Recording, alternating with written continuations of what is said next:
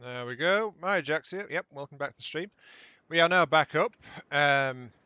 So that means YouTube should be treating this as a separate stream because I took it down, renamed everything, hit it with a big hammer, stuff like that. So yeah. And now we're back live again. So this should be recording as a separate thing now for YouTube. It should be a separate stream because it's got a different name and all that jazz. And that's why I just went and did that. So let us begin. Excuse me, pardon my voice and all that jazz. Right, okay. I wouldn't normally be streaming this late, to be honest, but hey ho, what you gonna do? Yeah, stop hammer time, basically. Right, for upload, the Hover Bomber PTG 3. Here we go. This actually is applicable to you, YouTube Phantom Official, because you said you had problems with big flyers. This is only a modest-sized flyer, but it's still pretty stable.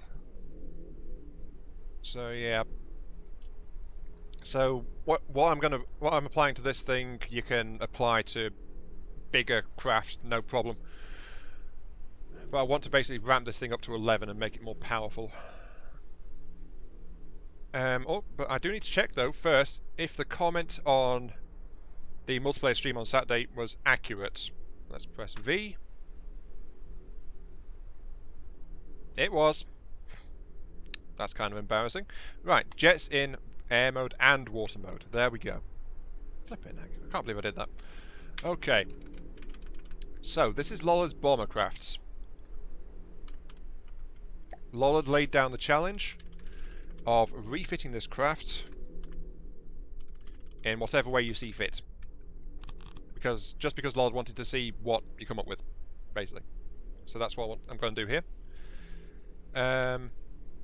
So first things first, I'm going to strip things out. So strip out the missile system.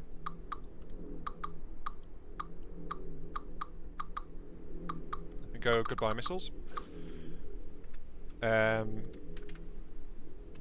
Strip out the particle turret.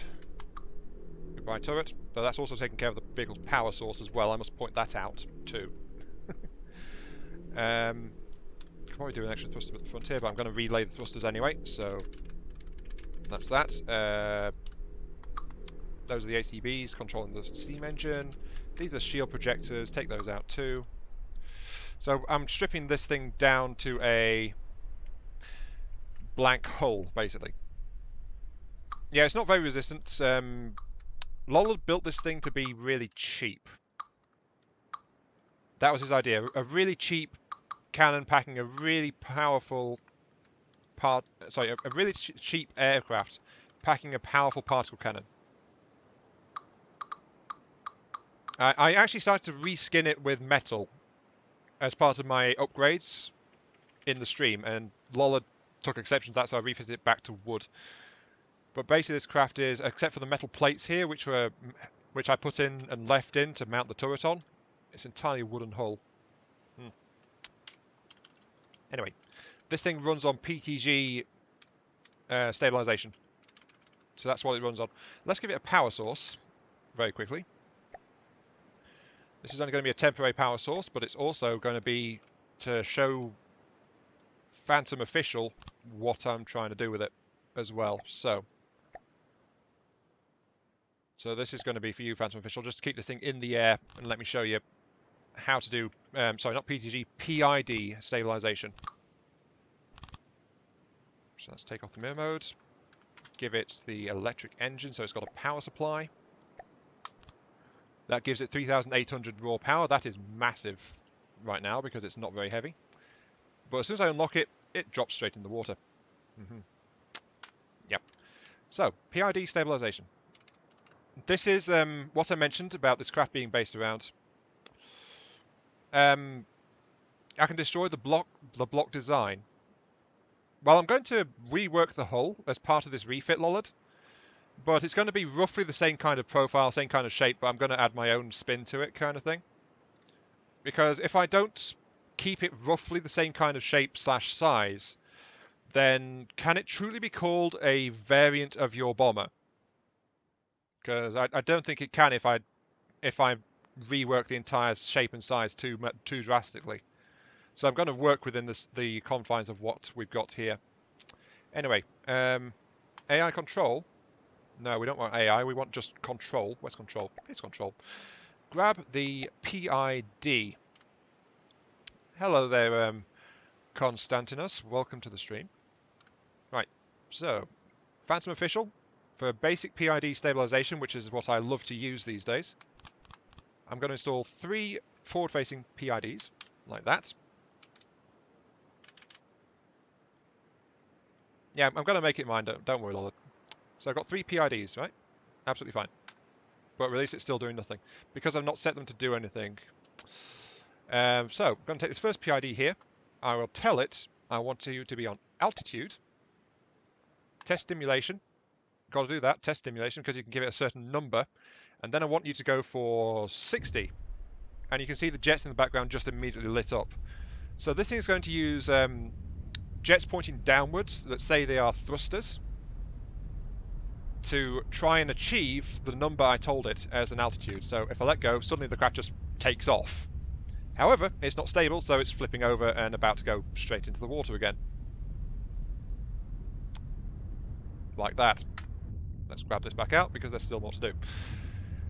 Right, this is what the other PIDs are for. Second PID, here. You will control pitch. Okay, so that's going to control pitch. And that's going to use more thrusters. It uses, towards the front of the craft, it uses the jet engine set to thruster mode. So it's going to use these ones, but the altitude control has taken over those to try and get your craft up into the air, so it won't work properly. But it will use these ones on the top as well. And, more importantly, at the back here, you've got jets set to reverse thruster mode, which it will be using if the back of the craft needs to be moved. So as you can see, now there's jets on top firing, trying to keep it stable, and it's now stabilizing itself. Also, by the way, hello General Carvel and hello Josh Ben, welcome to the stream. Yes, this is a very late stream, but I've not got anything else ready for today, so you get streams. There you go. So yeah, thrusters, with the PID set to pitch control, it'll use thrusters at the front, trying to control where the front is in the angle, and thrusters in reverse mode at the back. You need more thrusters on reverse mode at the back, because they will try to counteract the thruster on the front if your craft is trying to claw itself into the air. Hello Fallen, hello, welcome to the stream. Facecam is relatively new and it's not going into all series, but it's become a constant on the streams, so yeah. There we go. So now, as you can see, Phantom, it's now hovering quite happily on those settings I've given it so far. It's doing okay. There is one last PID though that I've put in, which is this one, the third one, and I'm going to set this one to roll. So this one will now attempt to stabilize the roll of the craft, and it will use thrusters which are set to roll left-hand side and roll right-hand side. Be careful not to mix these two up. So those thrusters in the middle there have now lit up because they are the roll stabilization thrusters, left-hand side, and the ones over here, right-hand side. So that's how that's doing it. Not really had a chance to do that, Lollard. And Josh Ben, yep, you missed the latest XCOM streams. So that's okay. I mean, that's why I put them up as videos, you know. Also, your character is doing really well. Your heavy gunner is my best heavy gunner in XCOM at the moment.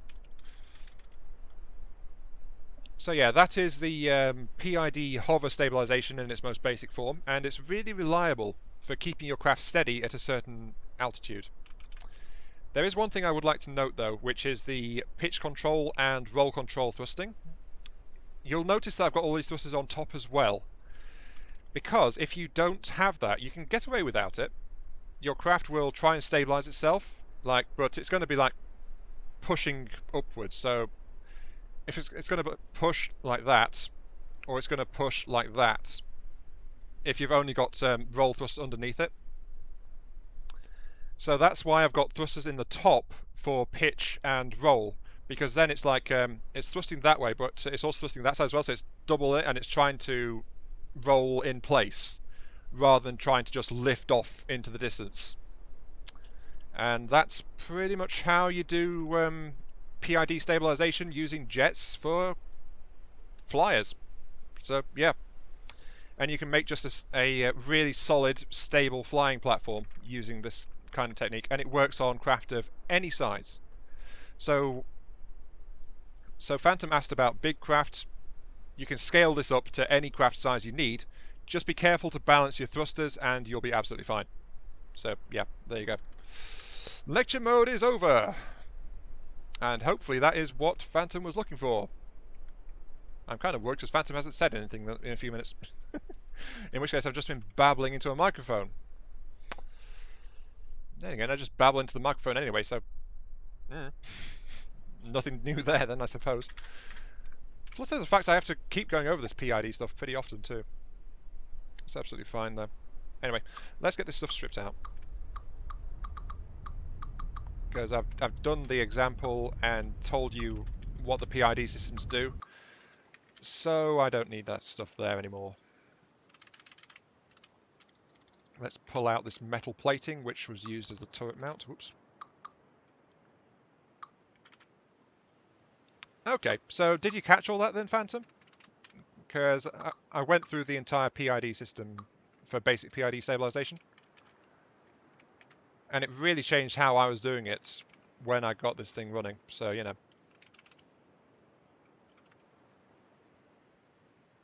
Still want a steam engine on this, so let's get a steam engine.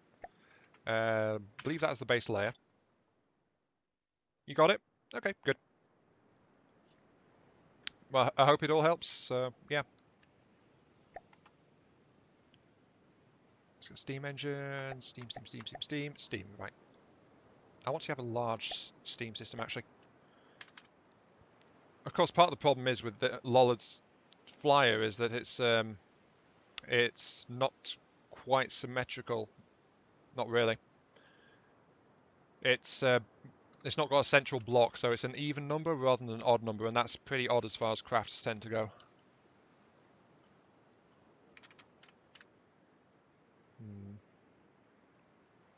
How do I want to do this?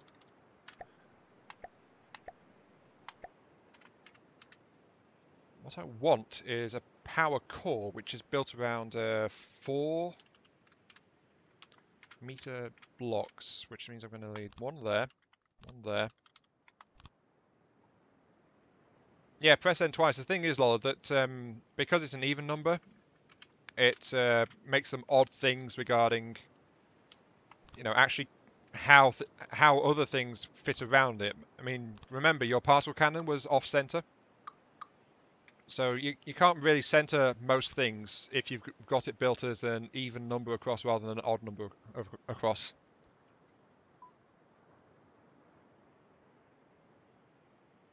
Well, if you want me to refit something, Jax, yeah, that's what the Ionian Arms refit channel is for, so that's absolutely fine. See, I want steam engine, give me a large gearbox, which will go there. Yes. Then I want a wheel, which will go there. Oh, actually, I want it to be one lower. Yeah, let's build it slightly lower. There. There we go. It's going to help.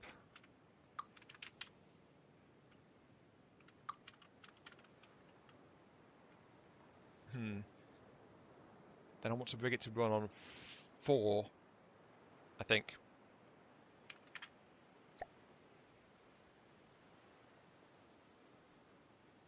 No, 6 boilers. Let's run it on 6 boilers. Let's increase that. Then we want cranks. 2 cranks. Then we want a set of wheels again. Like that. So that's all those. Then we want the large gearbox there. Actually, those are going to be in the way slightly. Let's put them.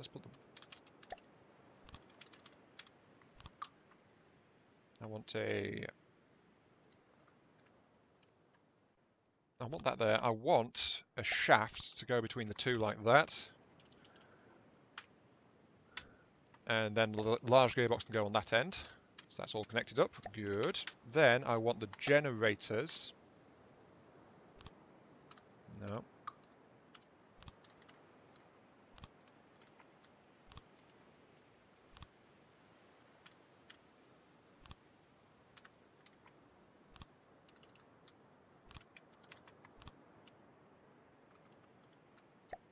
There we go. And this is going to be the power plant.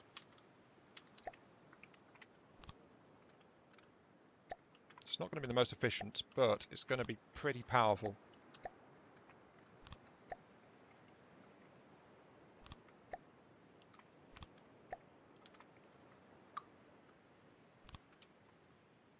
There we go. That's looking really nice. Okay. What I'm doing is I'm doing a single steam engine system which will be able to power the jet system as well as the power system, but it's going to have a lot of power available for the jets. So that's why I'm doing it based on the gearbox set.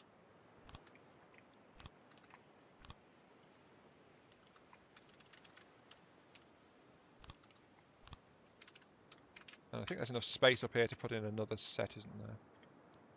Almost. Yeah, that'll do. So there we go.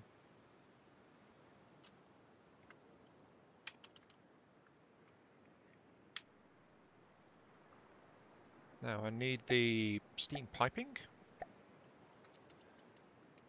which will run underneath here, I guess.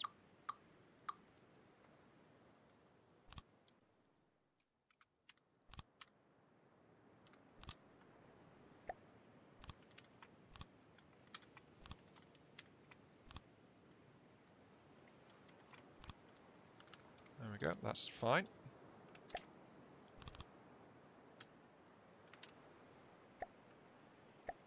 Just got to get the relays done.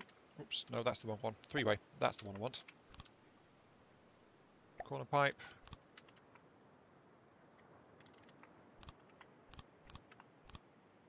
There we go. That's going to work quite nicely. And I want the other three-way, which will go into here. So right now I'm just laying lots of pipe, basically. I want 4-meter pipes, which will go vertical like that. Yeah, that's actually perfect height, that. No, wait, that's not quite right. I want a 3-meter pipe. Oh, there isn't one. Typical. Right.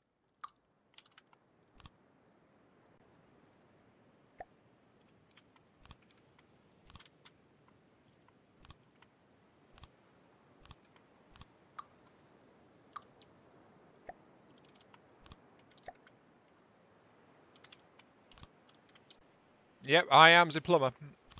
Fear me. I shall add it to my many, many competencies. All hail Higher Mark III, the plumber.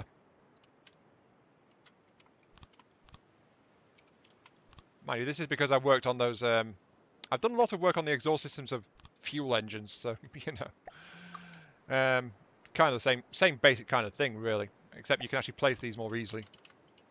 There we go. So that's all of those pipes connected. Like that. All hooked in. We want to get the boiler sets in as well, though. One boiler or 3 boilers? One boiler or 2? One boiler will be off center. The craft will stabilize itself, that's fine. I want some large boilers. And I need 6 of the things. So 1, 2, 3, 4, 5, 6.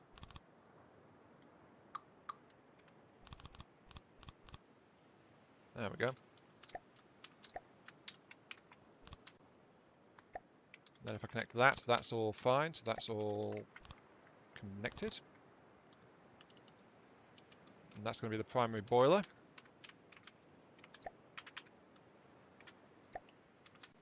And it will be controlled by a small control there.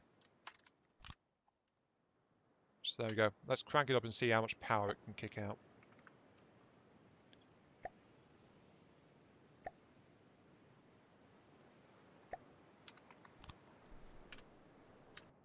Listening. There we go.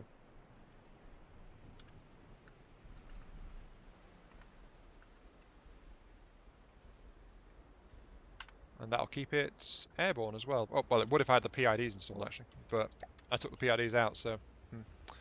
Oh, well. But yeah, that's generating a quite sizable amount of power, though.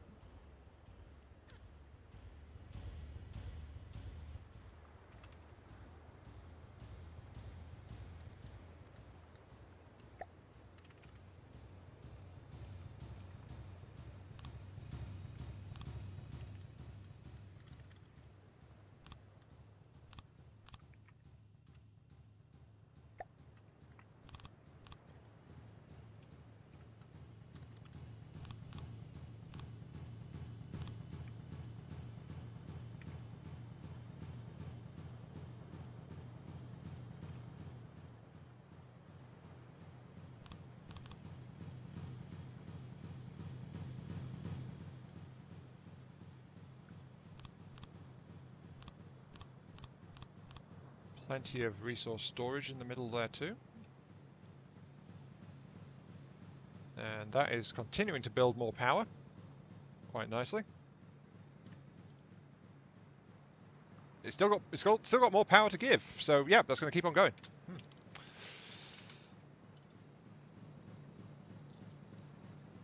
And it's generating it's petering out now, but it's generating 15,500. Probably cap out about 16.5, maybe 17,000 or something like that. What's the RPM of the pistons going at? Yeah, it's pretty much maxed out now. Might even stop about 16,000. Nope, still going.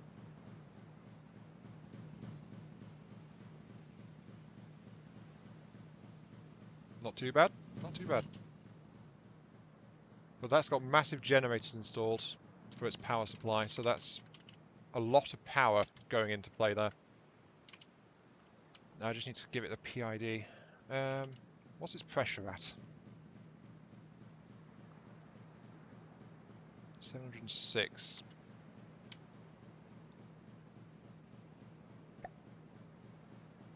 Because I need to... just to be safe, I'm going to install some pressure release vents. 710, still climbing. 16,600, still climbing.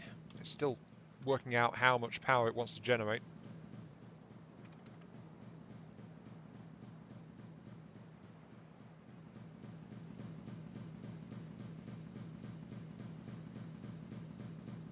It's almost there. Right. Might as well start working on the turret then, to be quite honest. So let's get to start on this. Now the problem is, of course, the fact that the entire assembly is going to be off-center, which is going to cause an issue or three, maybe even four. But I can do something about at least some of that. Let's build the sides a bit around, like that. So I'm making the sides a bit thicker. I'm going to replace these hulls, so this wood is only temporary. And I'm going to work a particle cannon into this because, you know, this entire ship is supposed to be like particle cannon based. Oh, actually, I've had a bit of a thought. Let's mount this thing like, yeah.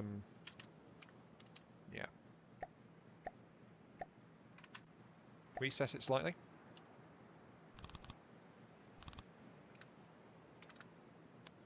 Nice central layer. So new sub-object, 2-axis turret, 1-axis 5 meter.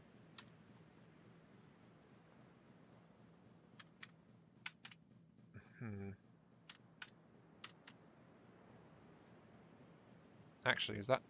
I don't think that's quite enough space for what I want to do. Yeah, let's move it a bit further back. Which means that that section of hull I've just put in actually needs to come back out again.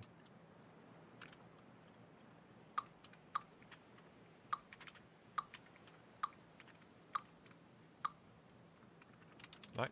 So this is something that owner didn't think to do actually, and that's recess the turret mounted assembly.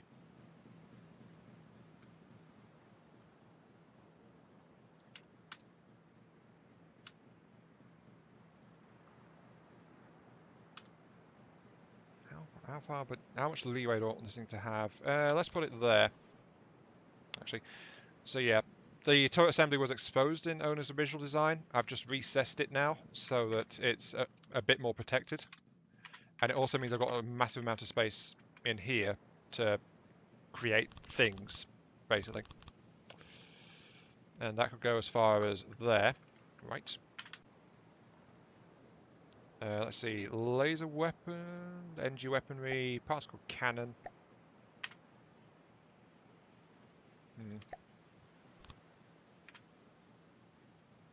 Let's actually cut this piece off. Yeah, let's cut that off, and then particle cannon will go here.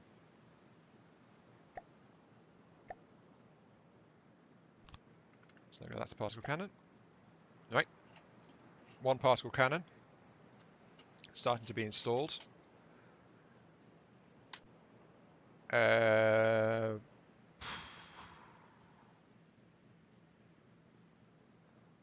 just need to put one set together, but particle cannons, of course, are kind of tricky to work through because they insist on being mounted in a particular way, which is kind of bad, honestly. Yeah, I'm going to fit it with a double particle cannon.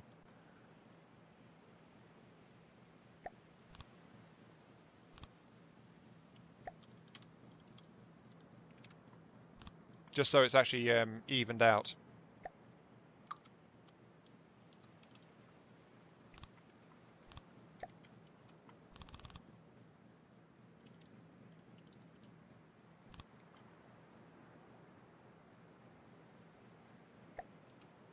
True, but you didn't build. But this is the problem with your craft not being built very well for this owner.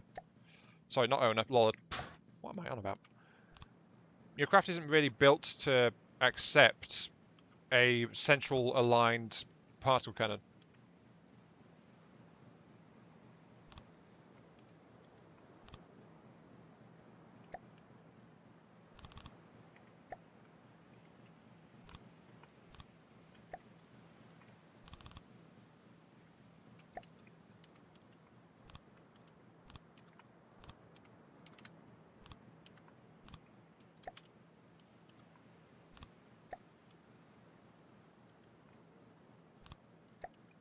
Besides, there's always a benefit to have more weaker shots than having one massively powerful shot.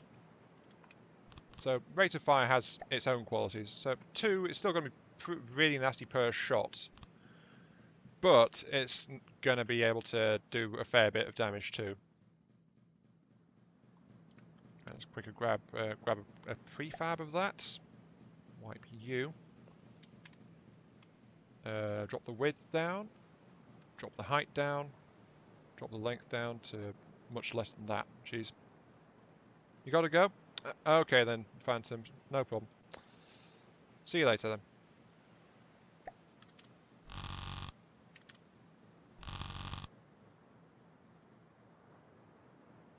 That's going to be kind of nasty. The steam engine is actually maxed out while I've been doing that, so we can check the pressure in the gauges. They are running at 734 pressure. And the pistons are running at I think about 1,300 or so. So that's okay. What we need now is the steam engine piping pressure pipes. No, yeah, pressure release vents.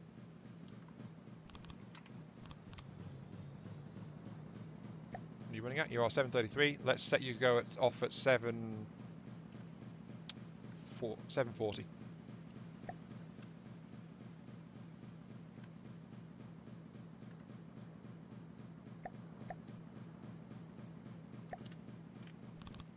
And that's connected to them. And those will help vent it if this engine gets damaged and so overpressurizes itself. So there we go. Let's get the control section actually built into it now. Control. Where am I going to put this? I'm going to put this here actually. So yeah, this is going to be the control sector right here.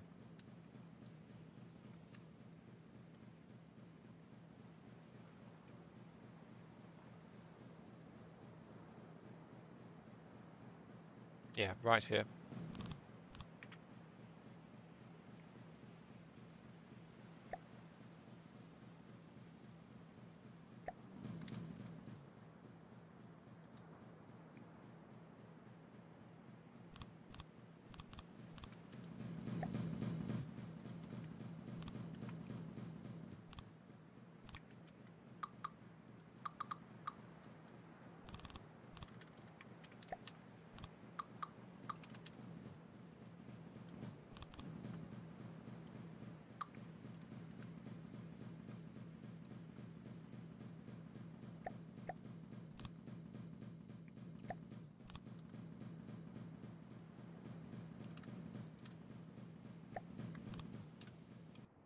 Listening. Right, you are going to be altitude. I want you to give it to 60. Of course, it's helpless because it's in the water right now. You are also going to be, well, you're going to be a pitch one. And you're going to be the roll. And of course I need to get you up out of the water because you can't water lift yourself right now. There we go.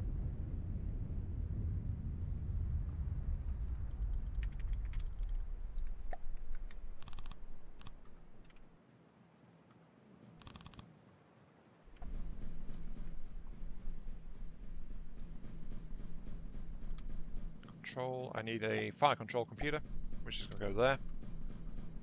Which that should have gone. What are you? You are the roll PID, right.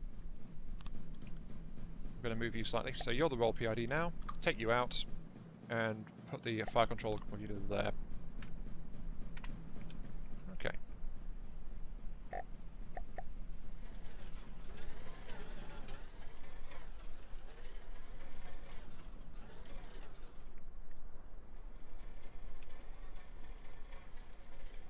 That's moving quite nicely. Okay, right, batteries. Because I need batteries. Resource batteries. Give me some battery storage beams. And I'm going to put you guys like this. Unfortunately, this is not the most riveting viewing, is it? But it's a case of this is what I'm doing to try and... well, if you're going to refit something, then you're going to basically do a lot of work to make it something else. You know? That's giving me an 80,000 power charge.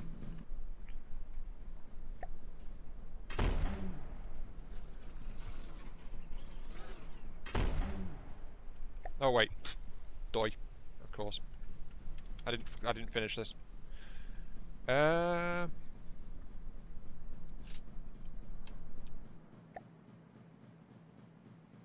was it? This one? No, no, no. Ah, no. Really? No, that's not right. Nope. Right.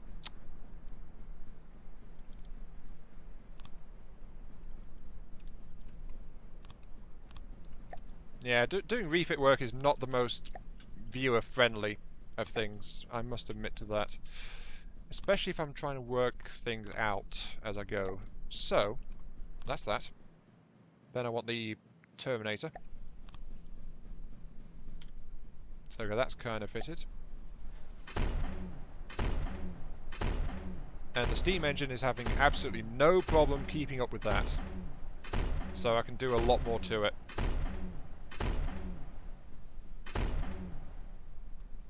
Yeah, I'm doing... I did mention, Gutsaw Masticator, that I was going to be doing some more.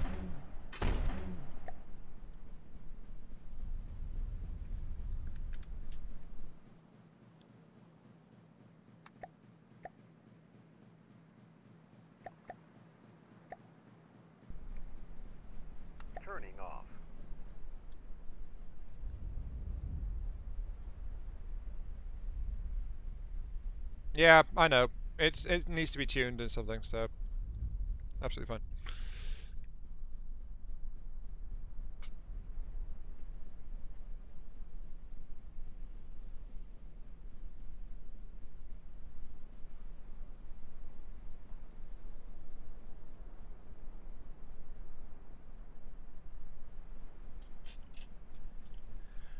But yeah, this is because it's going to be a dual particle accelerator turret rather than a single. It's going to be a bit weaker than, well, Lollard pointed out quite rightly that it's going to be a bit weaker. But I don't mind it being weaker.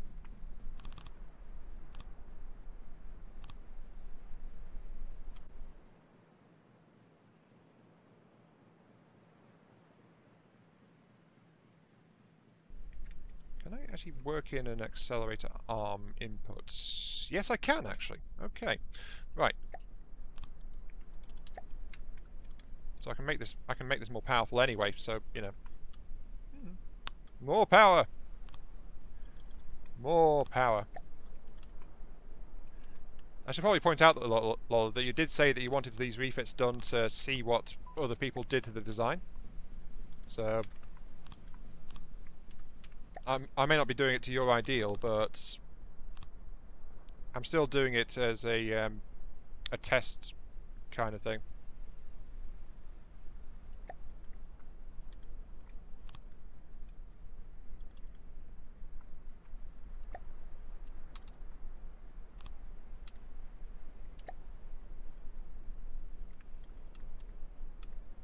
Actually, no, I want to keep that like that.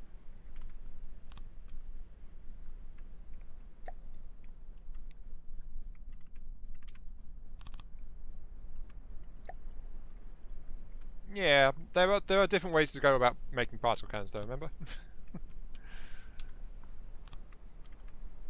like I'm upgrading this one to be a double thing with a particle input port. So there we go. That's that particle cannon. This thing now is. Unfortunately, all the settings are behind the chat, so that's going to be fun. Initial damage 16,700 piercing. Let's switch that to an impact shot. Charge time is only 1 second. Damage versus inaccuracy. Let's get the accuracy up. Field of fire.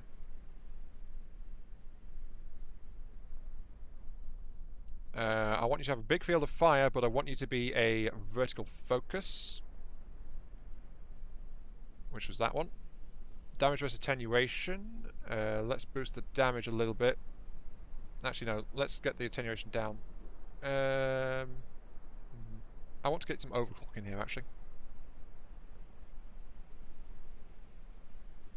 Let's set you to 50,000 per shot. Initial damage is 4,000, range 6 kilometers, attenuation 0.5.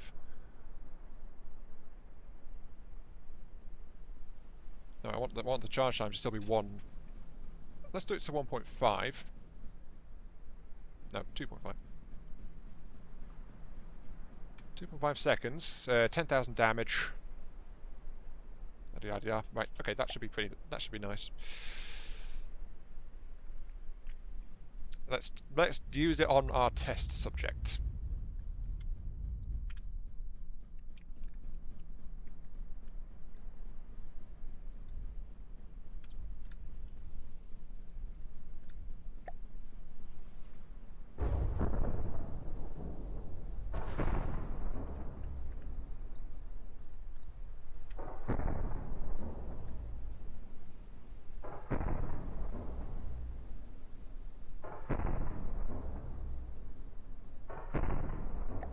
Not too bad. Doing about 7,000 impact per shot because of the high attenuation. So, I need to reduce the damage, but it's going to cost me attenuation. Let's increase the damage versus accuracy. This damage 10k still. Attenuation much lower. Not quite as low as Lollard's, but it's more of a mid-range assault weapon.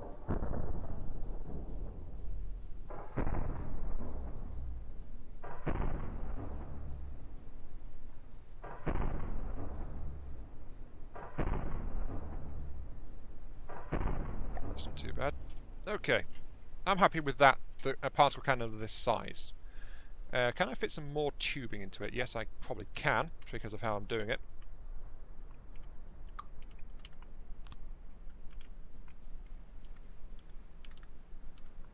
Yeah, I can fit some more tubing into this.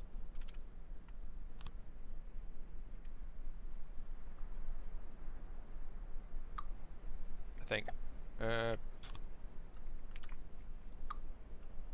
Oops. No, I didn't tell Steam Overlays to open. What? Okay. Impact would need more arms. Not especially. Not really.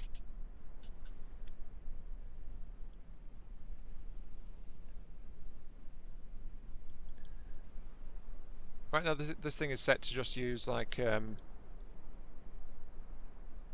2k, well, 50k power per shot. Well, actually, I increased that, didn't I? Because I increased it to 2.5-second charge.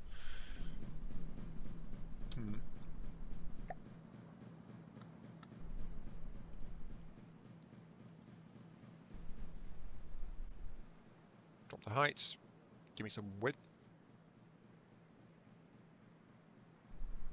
That's absolutely fine. Give me some length. That's absolutely fine. Grab that.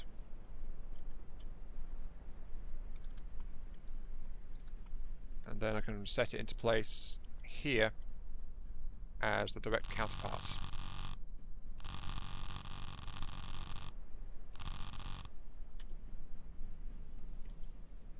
So we now have a double accelerator cannon in the nose of the ship.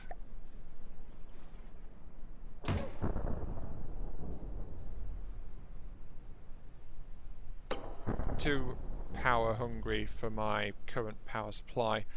Though I am maintaining 9,000 raw power on my engine, and the rest is just getting shunted straight into the battery. Actually 100k. No, it's actually, I didn't tune it. It was 50k at 1 second, so it's actually firing 100k-ish. 125k per shot. I'm going to decrease the overcharge though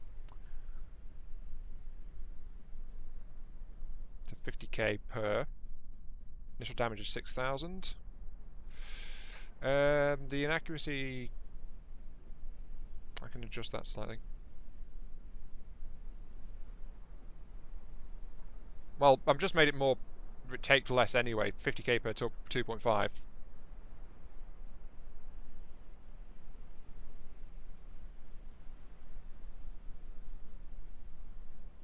So that's much better. 2.5. Consensus, this craft, Lollard built it as a particle attack craft. So in trying to keep it like a refit of that, I'm keeping it with a particle cannon as its primary weapon. I actually prefer lasers much more than particle cannons. I know what I'm doing with lasers. Particle cannons I don't use very much. Let's put it that way. 0.25, 50,000. Problem is now I've got this one to adjust as well. Reduce the overclock to drop it to 50k power use.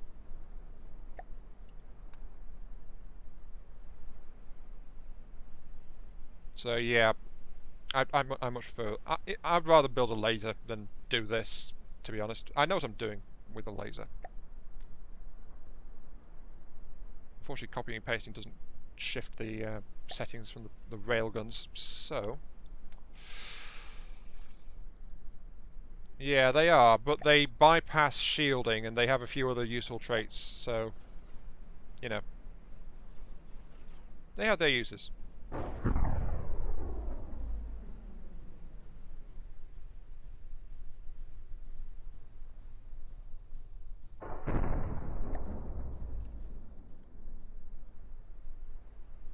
They can hit like a freight train basically. Very nasty things. If you set them up properly. They also, if you set them to a 10-second charge time, they are incredibly nasty, but they're slow firing. They're not that flexible. But then people tend to go like all one side or other side of the spectrum as far as particle cannons are concerned. Yeah, I've just set one of the particles to an EMP burst, which is let's sacrifice some accuracy on that in order to get to 15k EMP blast on that side. Ooh, that.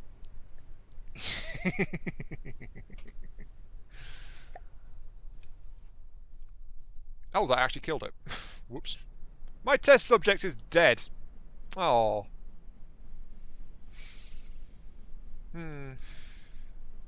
Yeah, that really knocked that thing straight out. Can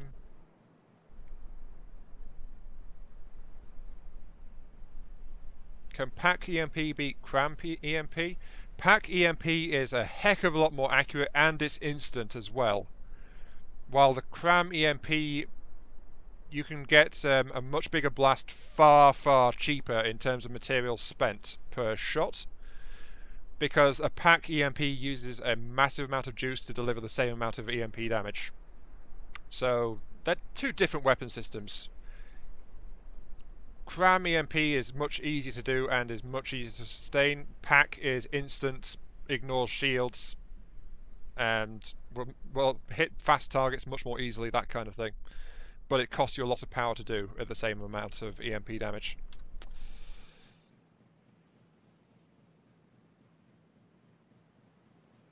No, that means it loses a quarter of its damage per kilometer, Lollard.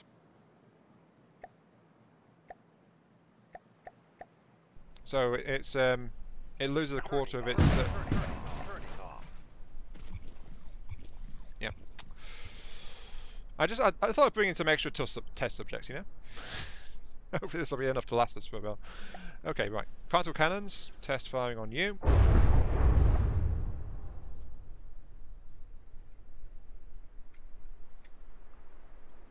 Yeah, that's kind of nasty. It's also burned out all the cannon systems on that side too. But yeah, the attenuation 0.25 means it loses 25% per kilometer. Oh, what? Really? Hang on. EMP. Ionized particles target fire delicate components of the EMP damage. 25% potential is applied as the EMP damage. Oh, I see. But it's still doing a massive amount. 15,000. 25% of that. You know, it's still a good 3,000 or 4,000 EMP damage per shot. Yeah, metal target, it would just shock straight through it, basically. But that's why I've got one cannon set to EMP and I've got one cannon set to impact. They have the same charge time, so they'll fire together, but the EMP loses effectiveness at range. The impact is a bit more suited to range. Sorry, no, the EMP is less accurate. 50,000, so about 100,000 per shot in terms of power usage.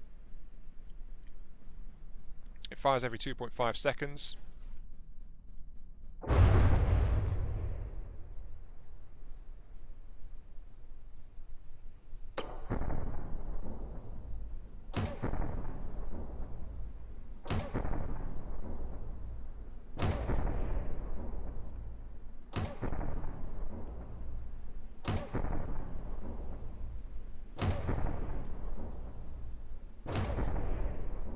Unfortunately, I don't have anything like the power generation to sustain something like this.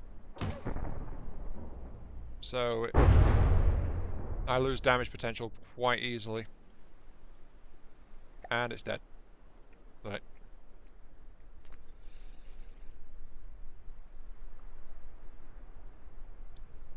So yeah, to sustain a cannon like this, I need much better power supply, basically.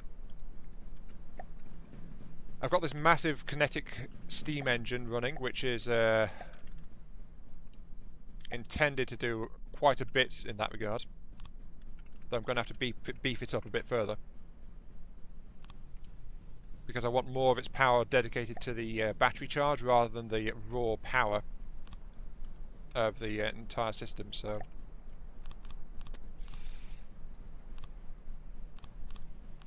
let's do that.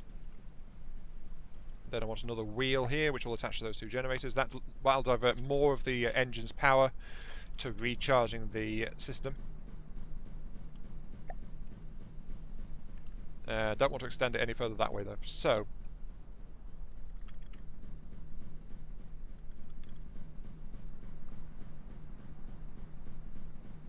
when this thing requires battery power for this particular engine, the steam engine, it'll divert 5/6 of its power output into recharging the batteries as soon as the batteries are drained in any way. That's why there's so many generators on this wing, in this one. No constant, it's actually set to a 2.5, so it's actually rapid fire, effectively. Well, not rapid fire, it fires relatively quickly, so it can take care of a range of opponents rather than just like wait 10 seconds and then blast something. But actually, you make a very good point.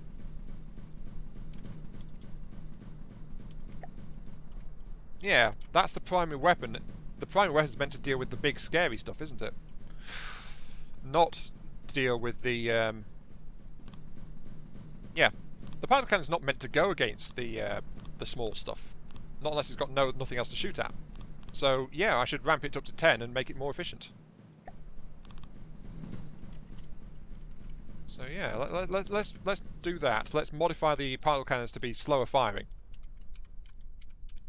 So charge time flat out 10 seconds. Charge time is flat out 10 seconds.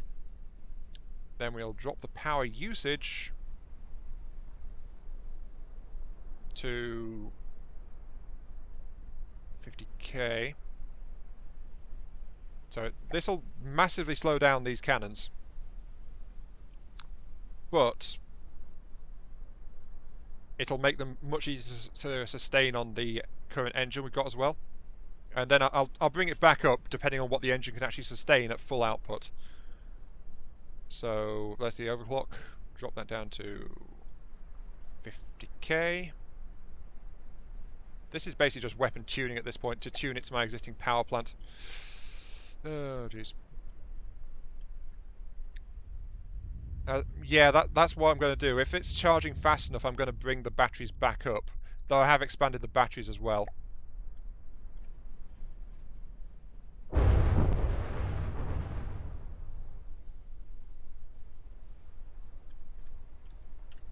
Yeah, I know. It's slow. I prefer to have much better on it. How much are you going to charge up to?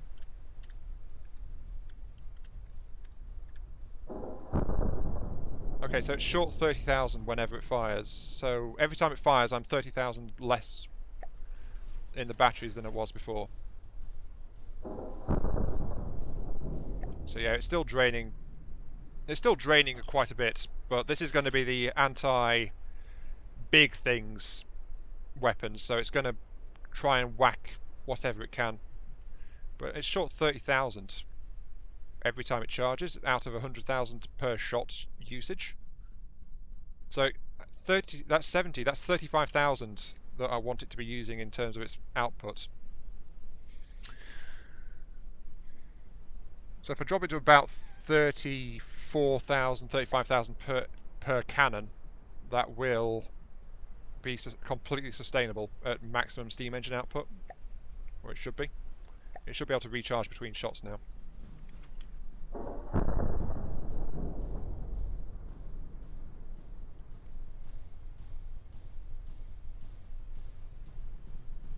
Yep, gets a couple of seconds and then it recharges again.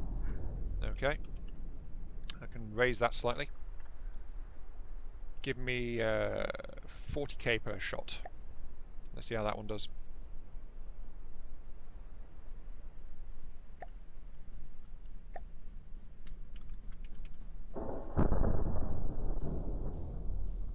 Now, are you going to fully charge?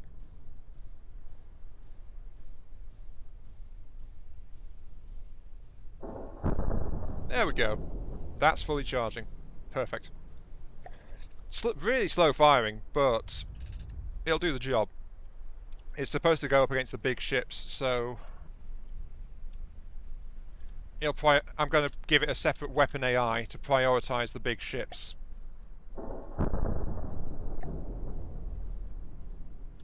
Maybe I should just switch one of them to explosive, actually. EMP plus explosive rather than EMP plus impact.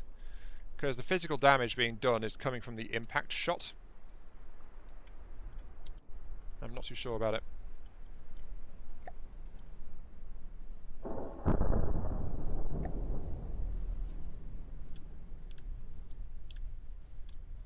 Not really, Guttle, because I've increased the power of the shot rather than decreased the fire time.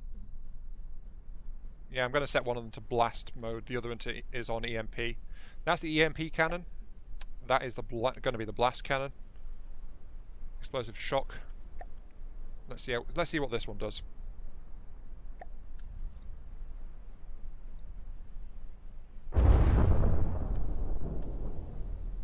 Knocks a fair hole. The thing is, of course, if something's got thick armour, it can shrug off explosive damage pretty well. But thick armour is usually metal, and so the EMP will just tear straight through it. If it's heavy armour, the EMP will just like go bye-bye. Test it on an Eyrie. I can try. Let's let the game speed down just in case. Enemy spawn. Give me... What difficulty is the Eyrie? It's an airship, isn't it?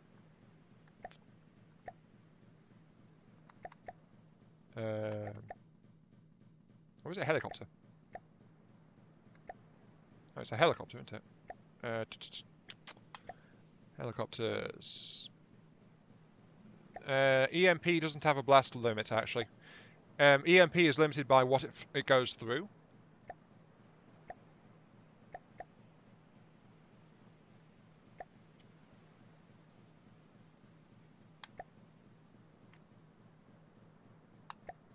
What's an Eyrie? What class does an Eyrie come under? Oh, Onyx Watch. Right. Duh. I was looking in the wrong place completely. Thrustercrafts. Eyrie, here we go. Eyrie, turn all the weapons off, so it can't do a darn thing. That's why I had it slowed down. Just making sure they're all off. Turning off.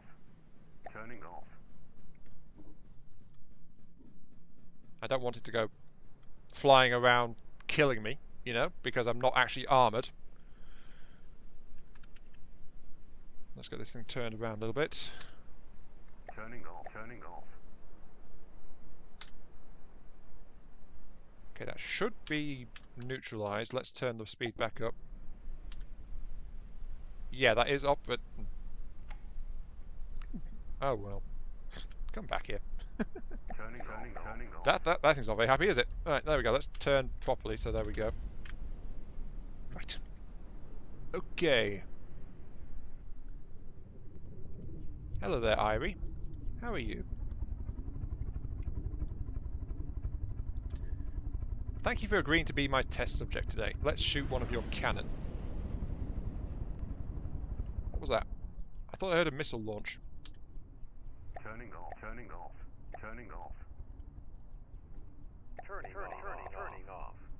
Just making sure they're all turned off because, you know, no armour. Oh, it's dropping sonars. Oh, I see. That's what's going on. Okay. Right. Test firing.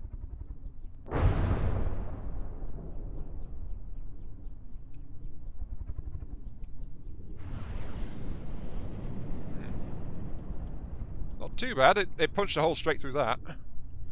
Straight into that turret. Right, let's try it on the nose over here then.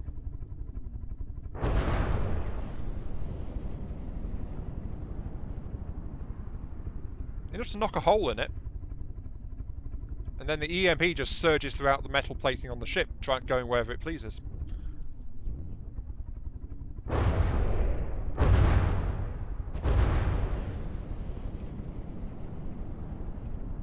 Well, that side turret got blown straight off. Where's the missile launcher? The missile launcher's on the back here, isn't it? Yeah, it's back there. Right. Okay. Okay, you can't quite see it. Okay. Let's turn you in place a little bit. There we go. Right. I will attack the torpedo launcher. Like.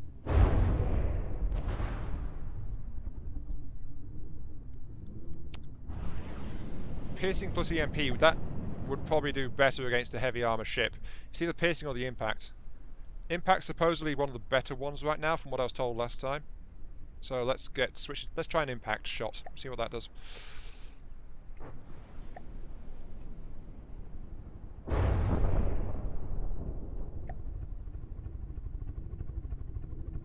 an impact shot. Just not sure what that did actually.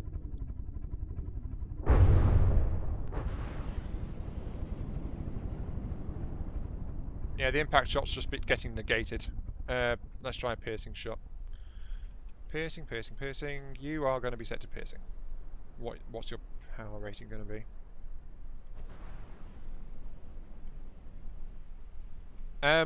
Well, the particle cannon is meant to be like anti-big thing weaponry.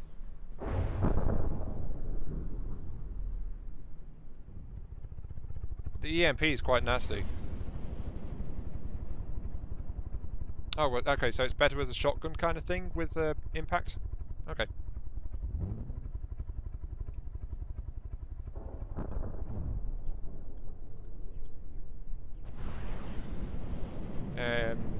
I think it's doing better with explosive, actually. Piercing doesn't seem to be doing very much.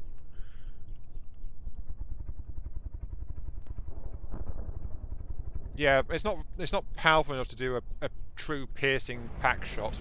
So yeah, I think it's better with EMP and explosive as its combination. So let's set it for that. You are going to be an explosive shockwave, because that was actually flat out doing more damage to the Irie than having it on at the other settings. So that'll do. That'll do indeed. Okay, right. Notice I've spent an hour on the power plant and the gun. So...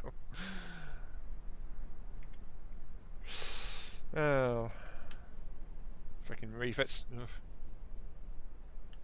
The piercing was only armor piercing 15, so its piercing effect is actually kind of weak. Right, where's jets? Air, jet engines, give me huge flush jets. This makes it tip straight out of the air. Yep. But I'm going to use this to mount a bigger attitude control jet. And suddenly it kicks over that way because it's got a lot more power at the front. Fear the power.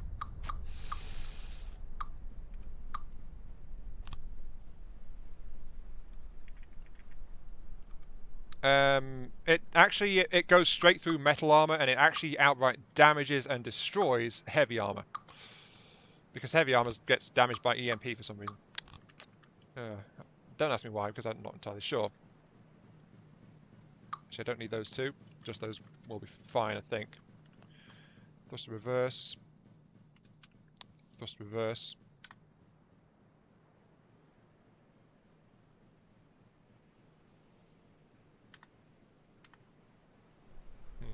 Yep, okay, there we go, it's noticed. Now it's going up.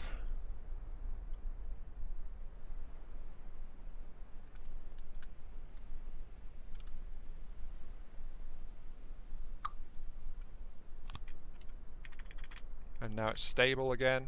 Jolly good.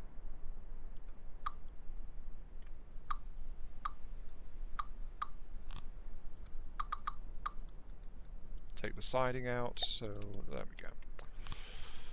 So in terms of altitude control, this thing now runs on large jets, and for roll control it's got small jets. Hi Dalton, welcome to the stream. And the Irie is just wandering off who knows where. Yeah, surge protectors will tend to get prioritized by EMP. And they take a lot of EMP damage to try and break through. So yeah.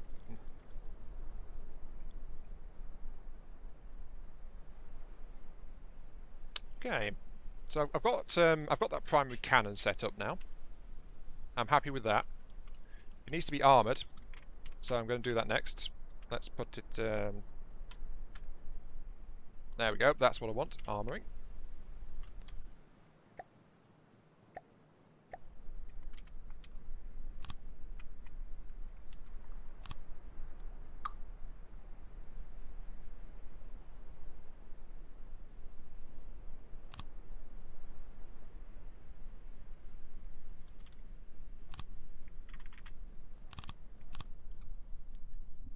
Actually, it doesn't need that because it's all vertical focus. So if I put it like this,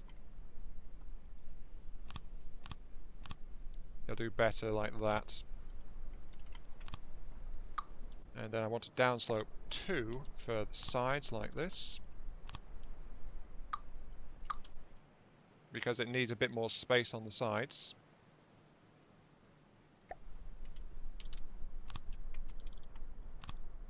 So that's going to be the front of the EMP system.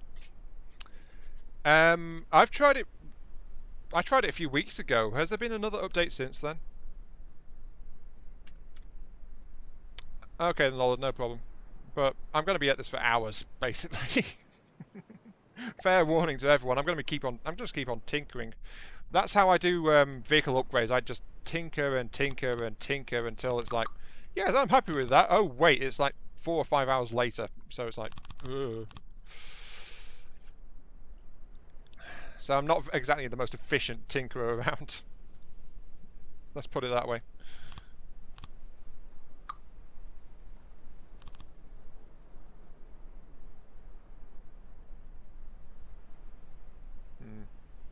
I also get the feeling this is about to break the cannon too. Yeah. I put a piece in the wrong place. Take that out.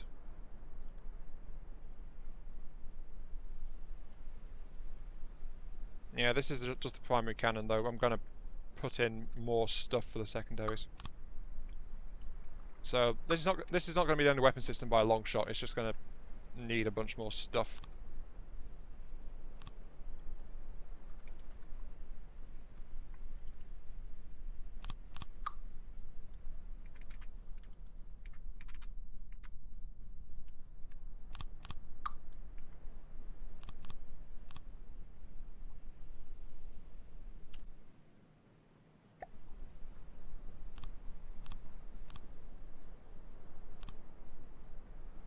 And show you other build. I've not got the file downloaded and properly installed for that. Besides, this is about me refitting your design. Anyway, I'm building my own thingy with it. Well, my own thing, yeah. If my own thing is any good. A multi-threading update on Avorion? Okay, I've not tried it since that went in then.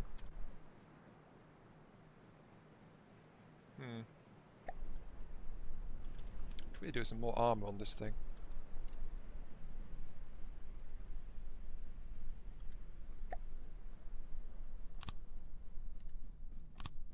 But one layer of metal armor is going to have to do. That's like 4, like that.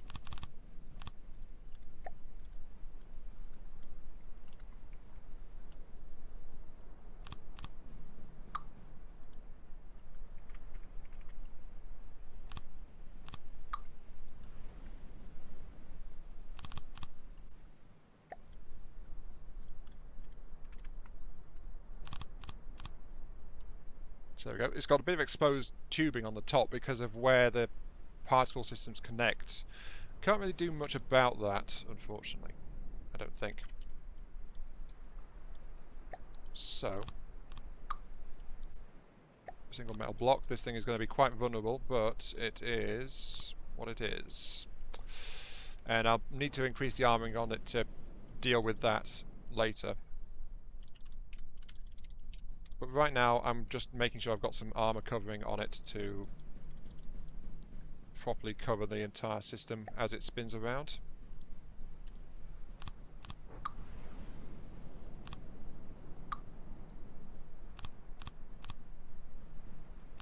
And I also want to make sure it's protected from the sides, so if something tries to knock through from the sides, the particle cannon is relatively safe from impact and getting damaged.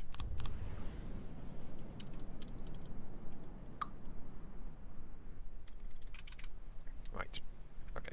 Right. There's plenty of space in the sides here for additional armor plating to help protect it. So that's the idea. I want the thicker beams to be forward, so that's going to be beam 2s, I see. That's going to be a beam 4 like that. Then I need to lay these in on the other side as well. Oh wait, already did. Yeah, the other side this way. Whoops. Okay.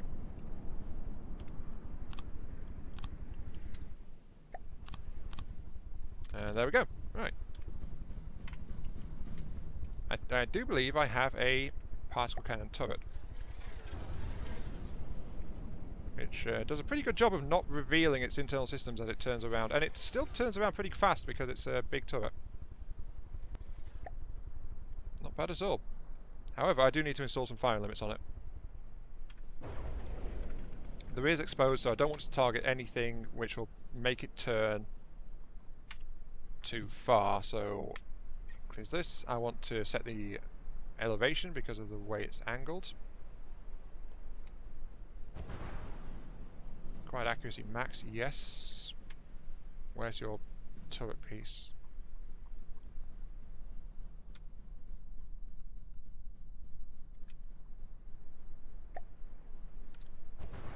There we go, so I can actually see the turret piece.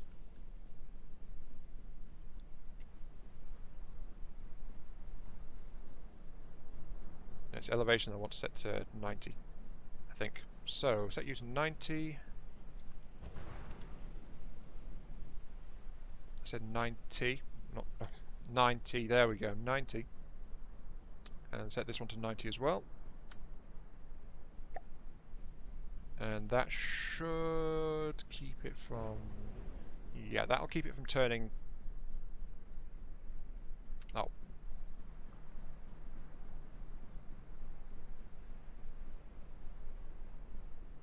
Can't see because it's buried in here.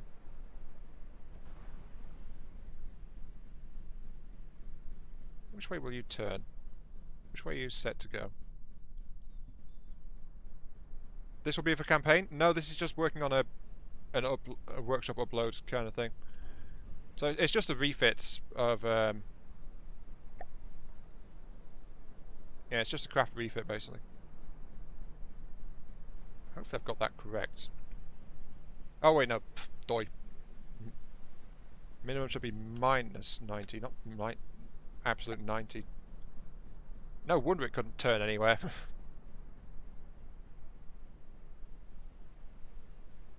And yeah, there we go. It's inside that. Right, okay. So that means it can't angle more than 90 degrees down or upwards to track a target. So there we go. Perfect. But yeah, this is basically just a refit I'm doing for my own amusement more than anything else. Just working on it because, you know, reasons! Yay! Do I need more reason than that? I'm working on this for reasons, because reasons. So, reasons. Ha ha ha. Let's increase the... let's actually get the armouring sorted out now.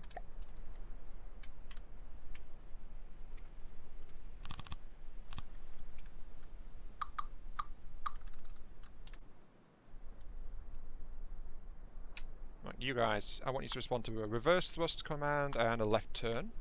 Spreading you like that. Reverse thrust command and a right turn like that. So.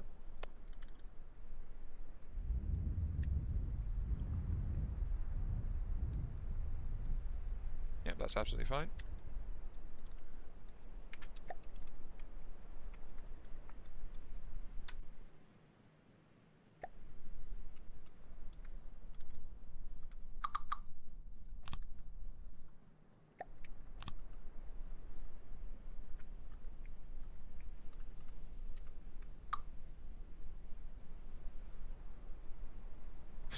You didn't see me do that, right?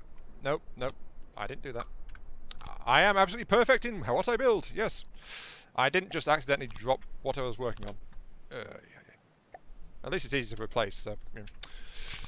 There is that, I suppose. Yeah. Then I want the jets back as well. Jets flush for reverse thrusts. Reverse and left. Reverse and right. Yeah, they really do need an undo function. That would be a huge improvement. Then beams 4 will make sure that this section is actually suitably tough as well. So that's that.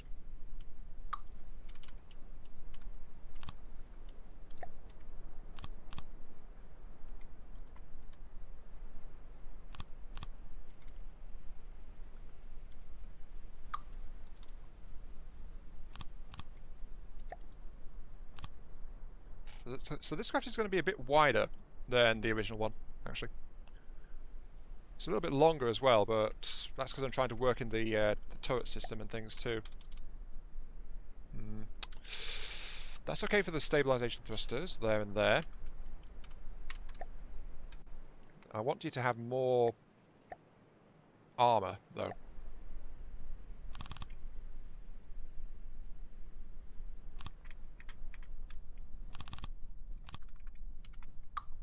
Knock that one out, then I can get downslopes here.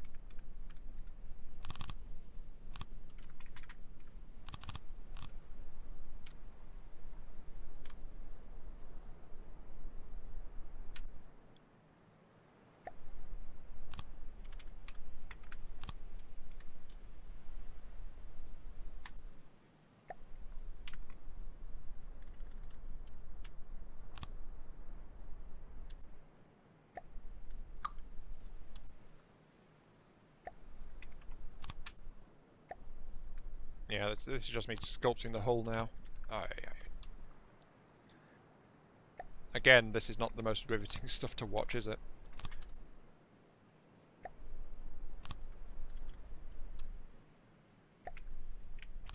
It's going to be like that. Tear out the forward turning thrusters. That's 2-meter thick metal plating, which I'm going to reinforce a little bit further. There we go. Then I want a metal block. Metal block, yes. Don't worry, I've not forget the detectors. I'm just working on the movement thruster system still. Air. Jet engines. Huge flush jet. Recess behind 2-meter thick metal armor plating. Sounds reasonable, right? I think it's reasonable. Yes. Just make sure that I've got the other side set up too.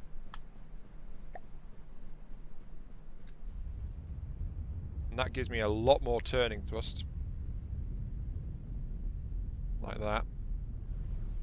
And I'm going to do the same at the back as well, so this thing's got a huge amount of turning power.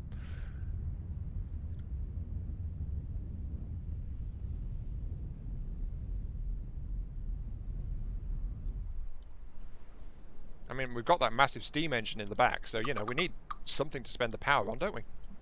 Might as well spend it on better maneuverability.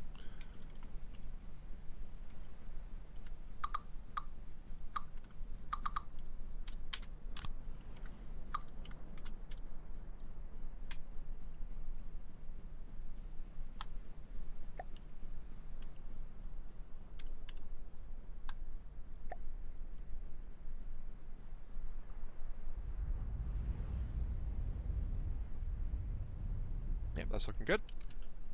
And then if I strip those out... no, the batteries are not mirrored. But the other side has already got something there as well, which is the steam generation. So it's always got something in here.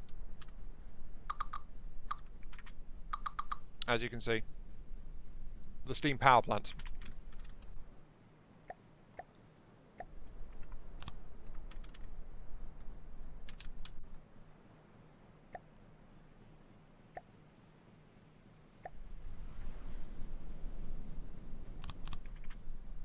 But yeah, the batteries are already there, so, you know.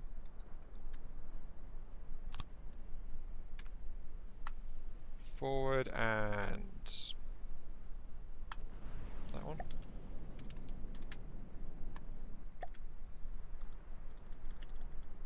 And you are forward and that one. Okay, that should all be set. Yep, that's all set. Kill out the middle ones, and then we should be able to... There we go. Those function as turning thrusters and as well as forward thrusters, so it's like... Whee! Look at me, I've got speed and power. Not ready for expert designs because it's still not fortified properly. It's still got a lot of work to do.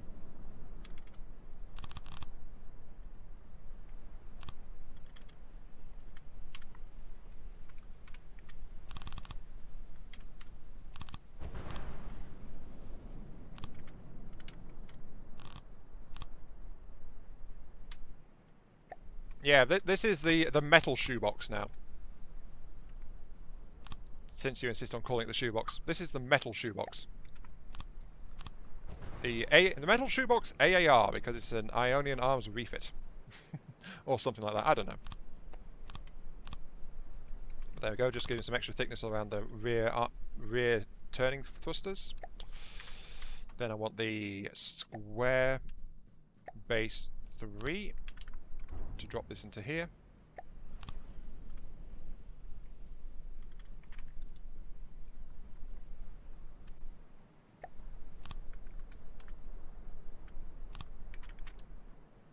And that's giving it a layer of metal plate, which is pretty darn solid actually. Let's extend the rear plating somewhat, actually. So rear plating will be increased to take into account the fact that it's got extra stuff back there. Because, of course, the steam and battery storage is back here, so don't want to lose that, so it needs more armour. Always needs more armour.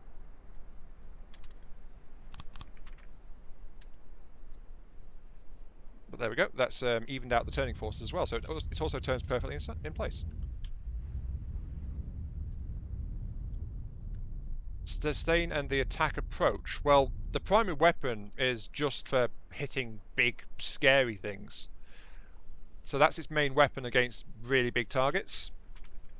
But it's not going to be its only weapon, it's going to have backup weaponry as well, which I'm going to work into the rest of the hull. So, yeah.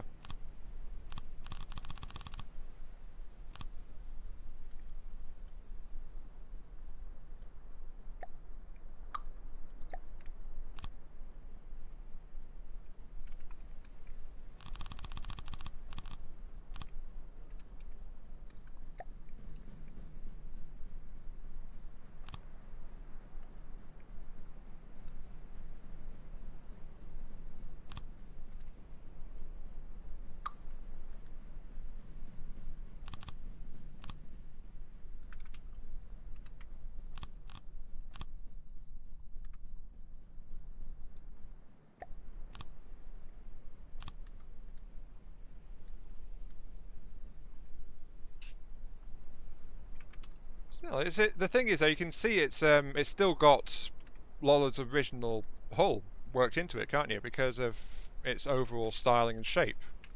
So you can still tell that it's based on Lollard's design. At least I think you can.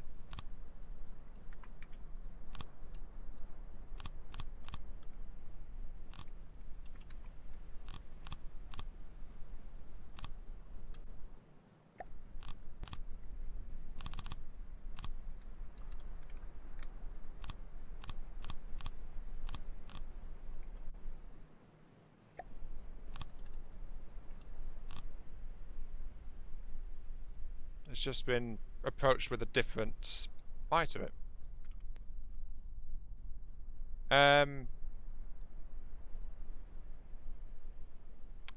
Well,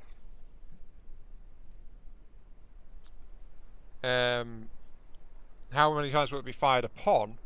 The main gun. Well, the main gun has got a layering of sloped armour around it to help protect it, but it's also going to get some shield coverage as well.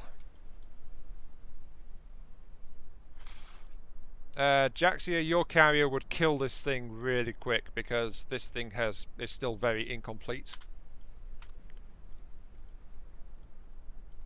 But yeah, because of the equipment I put into it, it's still got a lot of maneuverability on it. If I accelerate it, flies along at currently 38 meters per second, so it's pretty fast. It's got tons of power available, and it can turn pretty quick as well. So it's not too bad, not really.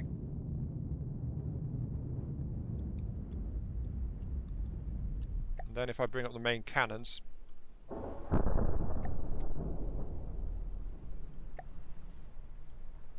main cannons are pretty nice.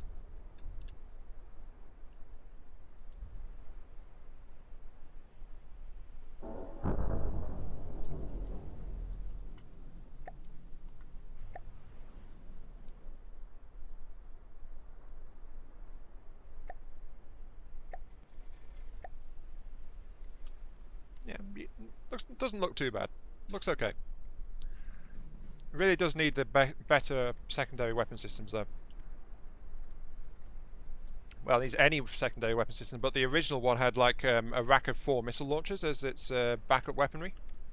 And this thing is meant to have more than that, so there's still a fair bit left to do. Let's have diagonal beaming here. Then I need the 3-length square cornering.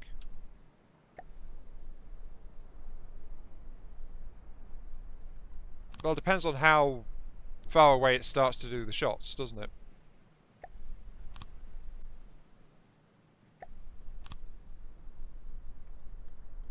So, it's meant, if it engages from kilometers distance, it will still do pretty well.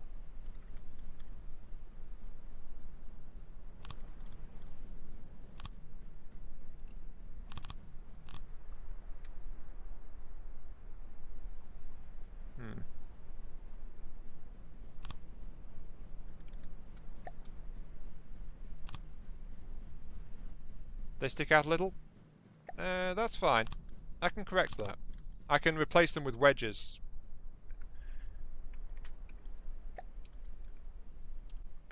Wedge, 2-meter wedge. So I could do that instead.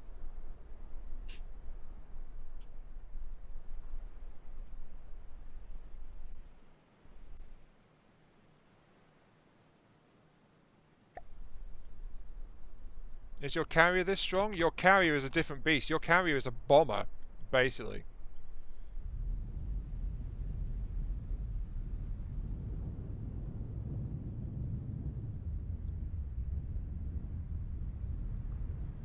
So, yeah, does that look better to you, Guttural Masticator? Because this is originally how I was too pointy. No, the jets don't work. That's the point. You say the jets don't look right there, but the thing is the jets, if I cover them up, then they're going to be useless. So, you know.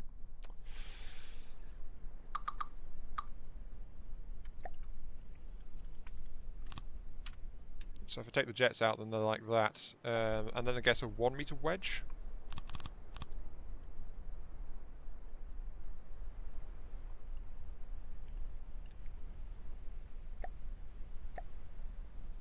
Thing is though, I've actually tuned it now to work with the whole 2-meter, sorry, having 4 jets to act with the turning force.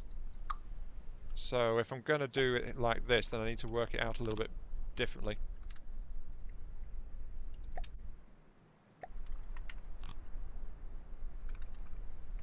Like if I do it like this,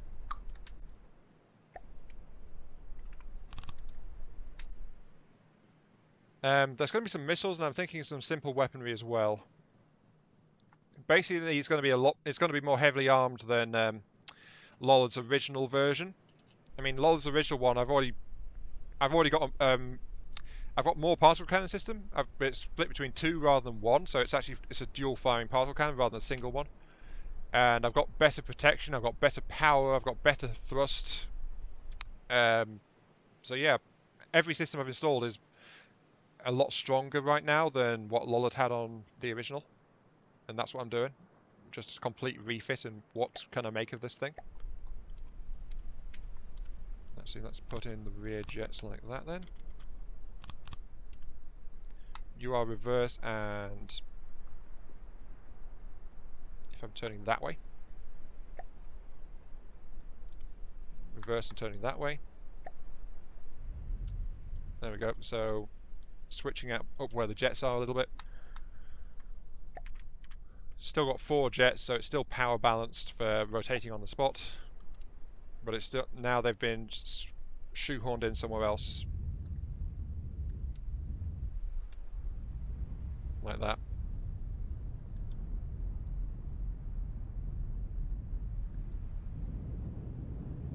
Well, basically this is a massive upgrade, but it's still built around Lollard's original hull.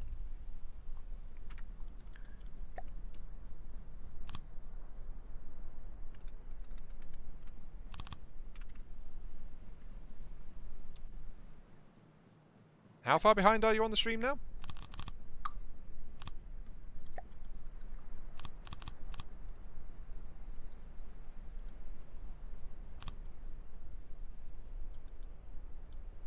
It's just the overall front profile you're wondering about. Well, the thing is that because of the turrets, because they are particle cannons, I've got to have a flatter front on the actual turret itself. But with more pointy things, I can go faster, basically. But yeah, with that, I've reworked the jets and how they appear at the front. So it is more detailed now with that. So I've got to give you that one. Okay, let's tear out the primary forward jets.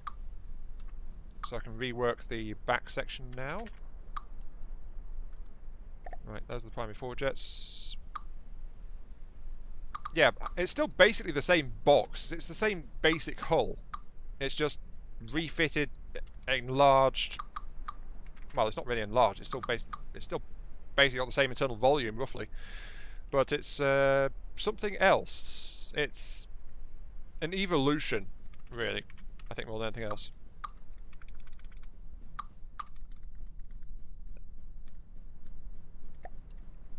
But yeah, using the wooden beams as a layer of EMP insulation is probably going to work quite nicely.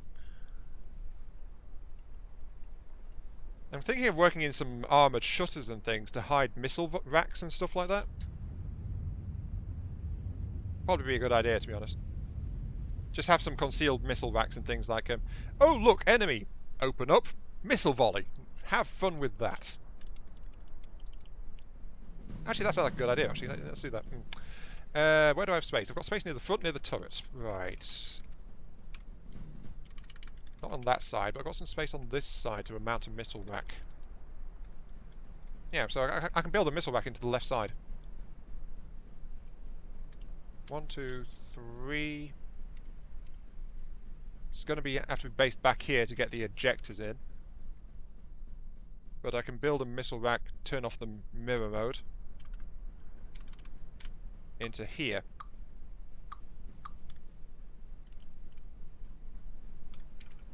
Let's do it a 2-tube missile rack. Of course, this also takes off the sculpting I did on the outer armour too, so I'm going to have to redo that. But I can basically get a weapons bay into here. The other side is a bit more used up, so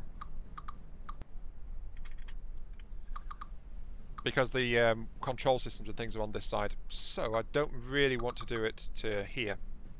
Not really. But I can do it to this side. Actually, it depends on what kind of missiles I put in. I mean, if they're powerful ones, they can just kick out on their own. They don't need the ejector. Potential. My evil brain is working. The ones on this side, though, will need ejectors. They'll be more like a cruise missile kind of thing. But there is enough space for the system. There is enough space for the system.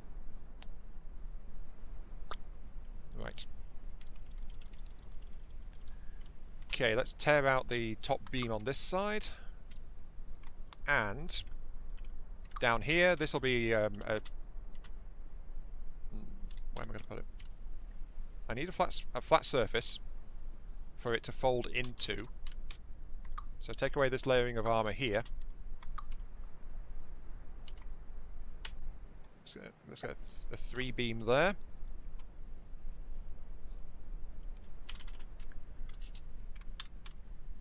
Then I want... Actually, I'm going to need this strip here for it to fold into. It's going to have to be down here.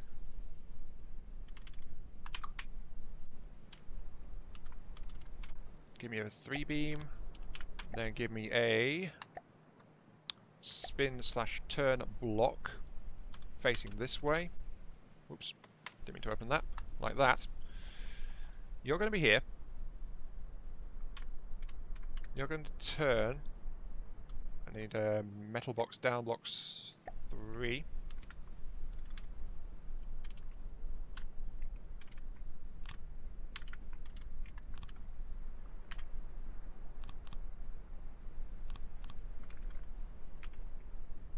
Like that. Metal block, metal block, metal block.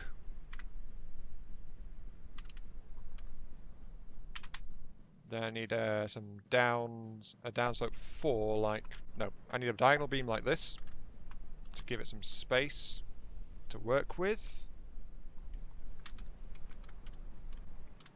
Then I want to get back onto the primary hull. I want to grab a single metal block to go to there. Then I need a couple of ACBs.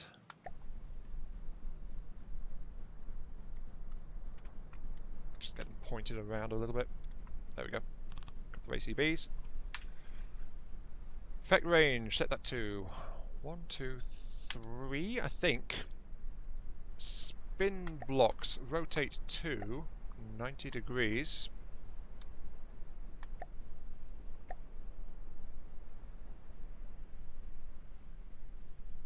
Yep, that's looking okay.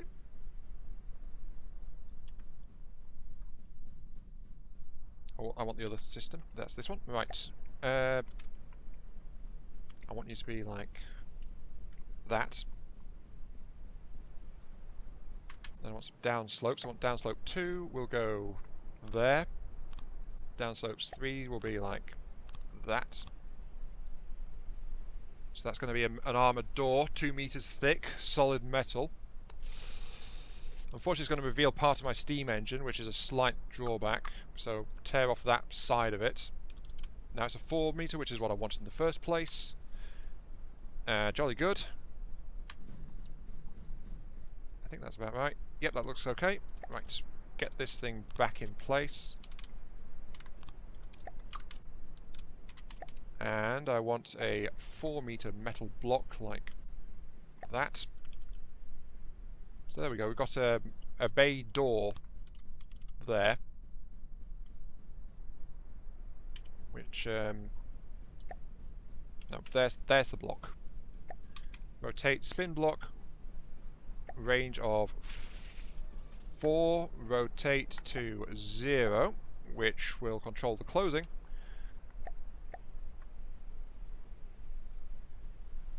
There we go. Okay. We have a bay door going in.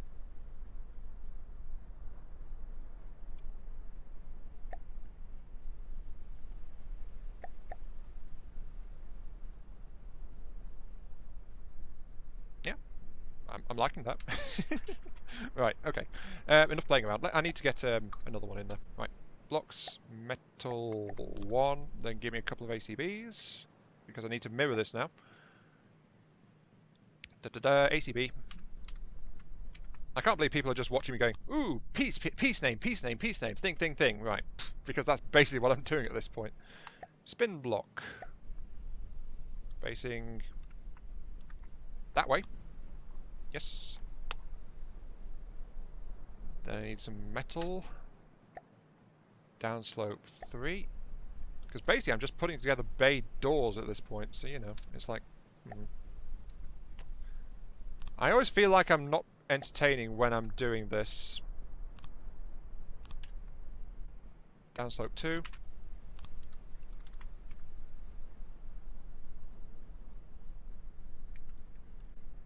Metal block, metal block. Then it's all downslopes 3 on the other side. There go.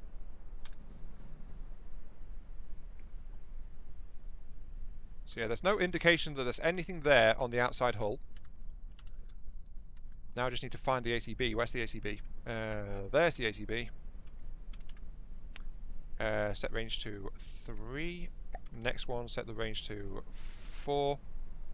Spin blocks rotate to 0.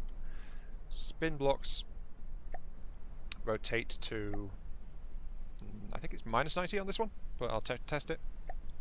Yep, minus 90. So there we go. We've now got a clamshell armoured door built into here.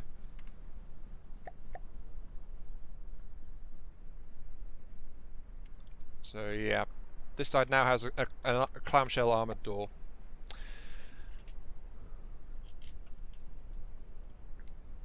I think I can definitely improve this though. Yeah, I can rework this so it runs off a single set of ACBs rather than 2. That'll improve control and responsiveness on it. So metal beams to 3. Reinforce the mounting point of the ACBs. There we go. And the new ACB pair will be in the middle here. So a couple of ACBs can go into there. I'm working on a clamshell door. Actually, that won't work, will it? That won't work because one of them needs to be set to 9. Oh wait, no, I can set it to reverse, can't I? Oops, that might work. Set this to reverse. So that, when told to go to 90, should reverse it. I think. Fingers crossed. Maybe, possibly. I don't know. We'll find out real soon, won't we? Right. I want you spin blocks set to 0. Effect range is going to be 1, 2, 3, 4, 5, 6, about 7, I think. Yeah, a doomed door. Thank you, Gustle Masticator.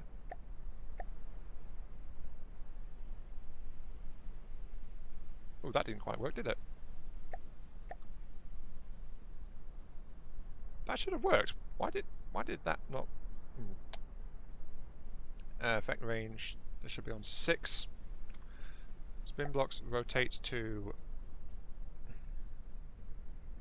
90. That should work. There we go.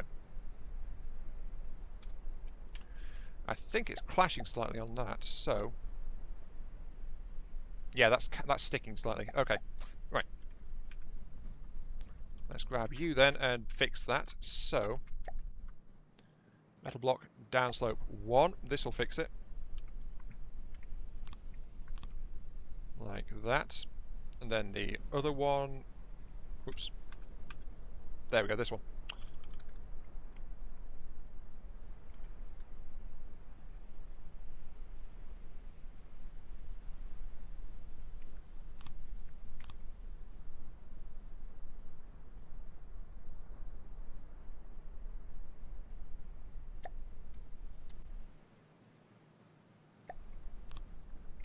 Actually, will that do it? Because then I've just got the teeth mesh to go into place between them. Aren't I? But yeah, I'm working on a door of doom, aren't I? Let's put that down.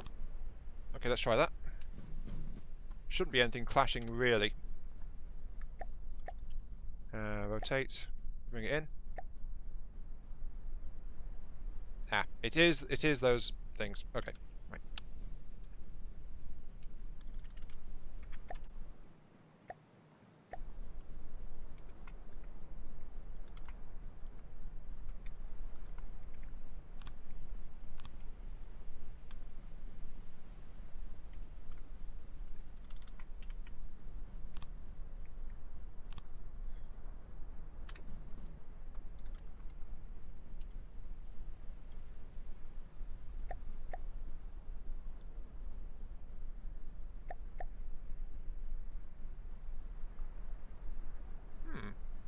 Let's add a delay.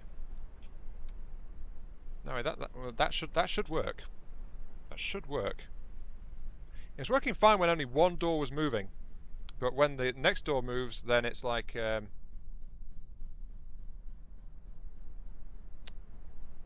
yeah. When there's only one door moving, it was working okay. When there's two doors moving, suddenly it's not playing nice. Bounding block's still a 1 meter. Okay, right. Oh, that's a shame, really, because I was trying to get this whole thing like that. But if the bounding block's still 1 meter block, that is exactly what's catching. So, let's take out the teeth. Which is a shame, but, you know, teeth. Oh, dear. Hi, Jaxia, welcome back. It's a bit more boring, that.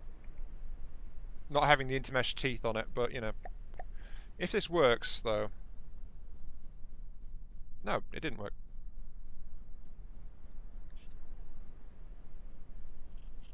And no, Phantom, that's the range it needs to control the spin blocks, where they are located.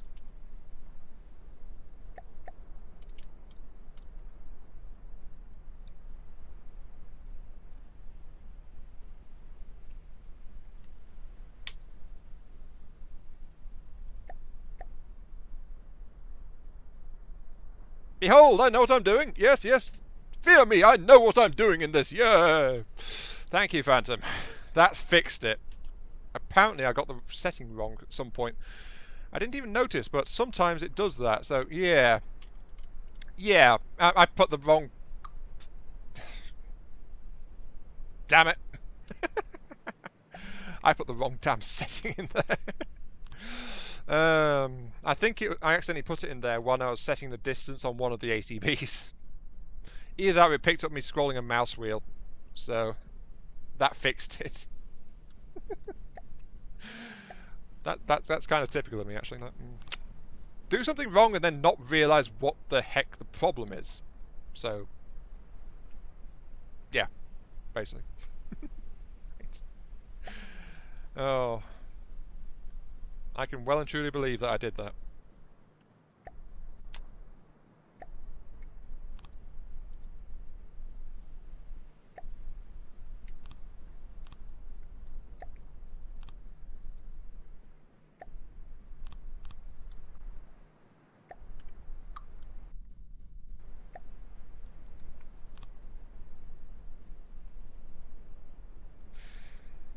Yeah, yeah, laugh it up. Yeah. It's so easy to do in this game as well. That's part of the problem, isn't it? But yeah, I'm reworking the teeth back into the doors now. And I'm actually modifying them slightly as well. Now that we know what the issue was, they will mesh together properly. Supposedly. Do that there. Then downslope there. There we go. So, there we go. I modified the design a little bit. Doesn't look like I said anything there, but this should work if I can find the blocks. There we go. That's catching slightly because of how it is. But if I hit that, then it just clamshells straight back shut again. There we go. Clamshell door, which is mostly working. I need to modify the...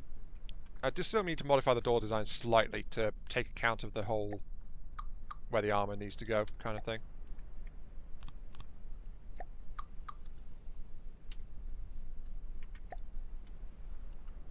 So I put that there and then just invert the slope a little bit. That'll fix that collision that's going on.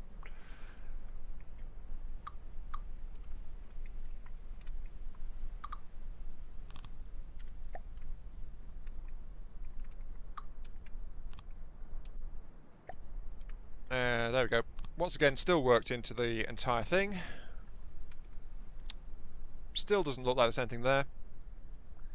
But when I hit the open button, the entire side just clamshells open, ready for nasty things to appear, basically.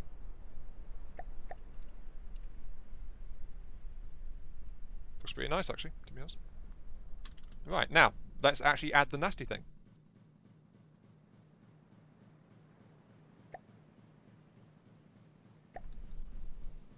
In the form of a bunch of launch pads. Let's see, that's the edge of the armoured door. Right there.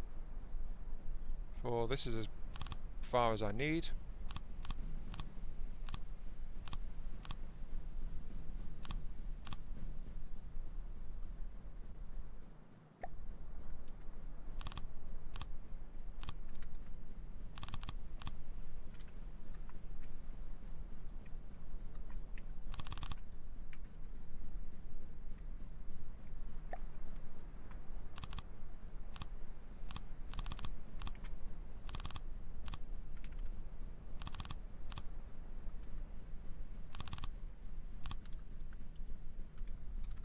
Welcome back, YouTube Phantom. The ghost has returned to the stream. I'm just adding in missile rack as a secondary weapon system.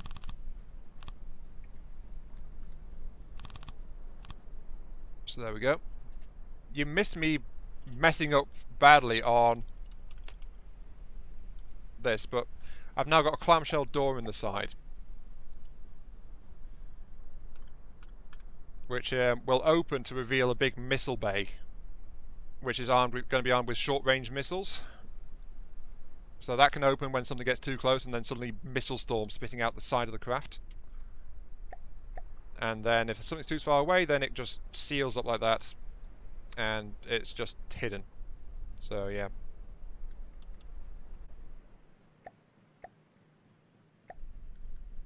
Yeah, it looks pretty darn nice. That's why I decided to work it in, even if there's been a few problems, because, yeah, look, suddenly there's missiles out the side of the vehicle. So, like, it doesn't look like there's something, but suddenly there is. Haha. So, get too close, this thing spits out a massive swarm of missiles out the side of it. Just to say, hey, you want to get close? I don't want you here close. Here, have many, many things, which will try to destroy you. Now I just need to connect it all up. So, missiles, connector pads.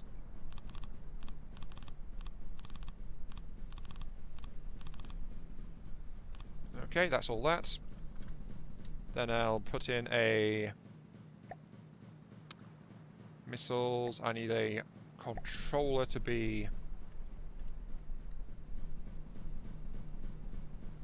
Yeah, I think there's a good place for it, actually. Then I'll add an IFF and a staggered fire set to a 0.1 setting thing. No, there's plenty of space, go to a masticator. There's plenty of space. And the way I'm going to do this is I'm going to have it open when the enemy's still outside the range of the missile launcher. So the doors will have a few seconds to get clear before the enemy gets close enough for the missile launcher to actually start launching missiles. So, you know, that kind of thing. Anyway, let's see. We want single pixel IR camera. We require a fair number of fins. So this is going to be a really short range missile. Really, really short range missile. We need a short range thrusters because it needs to kick in at full power immediately because it's not an ejected missile launcher. We need a fuel tank. We need a one turn. And we need a payload, which is just going to be an explosive warhead. So there we go. High agility, short range missile. Which I will now set to weapon group 2. So weapon group 1, so I can test fire the darn thing. And work out what its range is and stuff like that.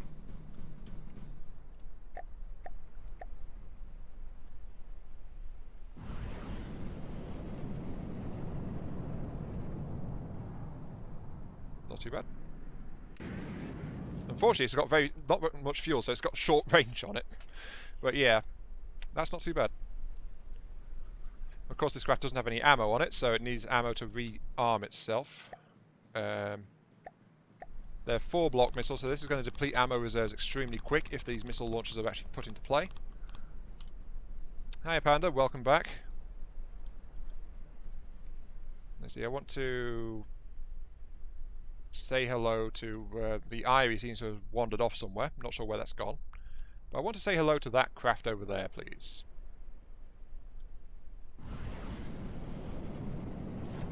And they go straight into the water. Of course they do.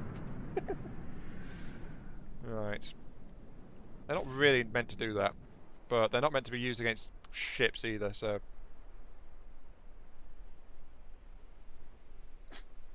Maybe I should just rework this as a multi-purpose missile. Probably be more effective if I do. If I actually make it a bigger launcher. Would definitely benefit from having a... How often do I check AAR refits? Well, the problem is the channel gets taken over quite a lot by people, so there's some issues there. But I do try and keep up to date relatively on it, so, you know. The problem is I actually do refits pretty slowly as well. I mean, I've been refitting this thing for nearly 2 hours, and I'm not done with it yet. So, let's close the clamshell door on it. There we go. Missile launcher is completely hidden. Right. Another part of the problem is that it just kicks out at full power, so that it doesn't have any real turning margin for error.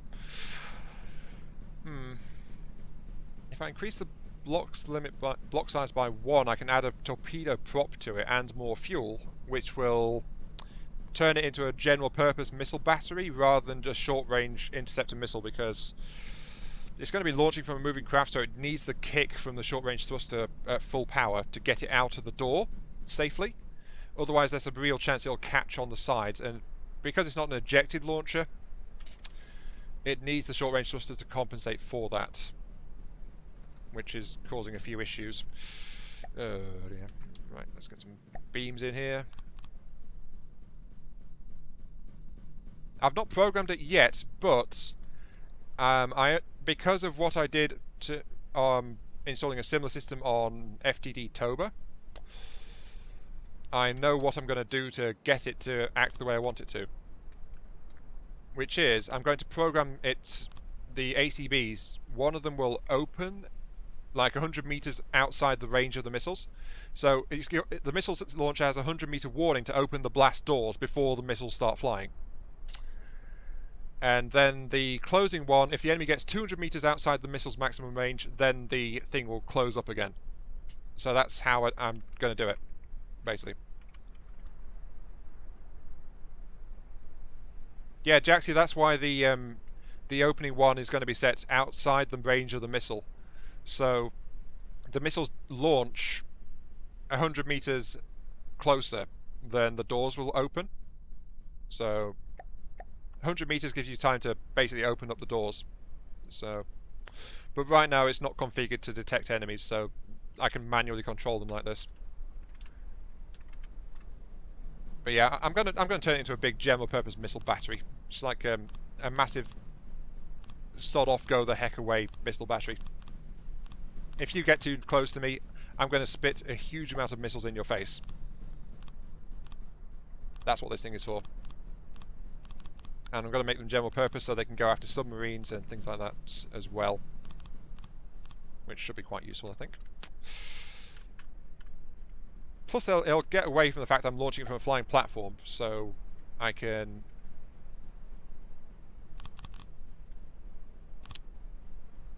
get away with that, because of course you saw me test firing and it just went straight into the water because it was trying to arc underneath me. So there we go. Wait, so what your request, for some reason your laser anti-missile system is working but you can't see the lasers. What? No, I can't do anything about that.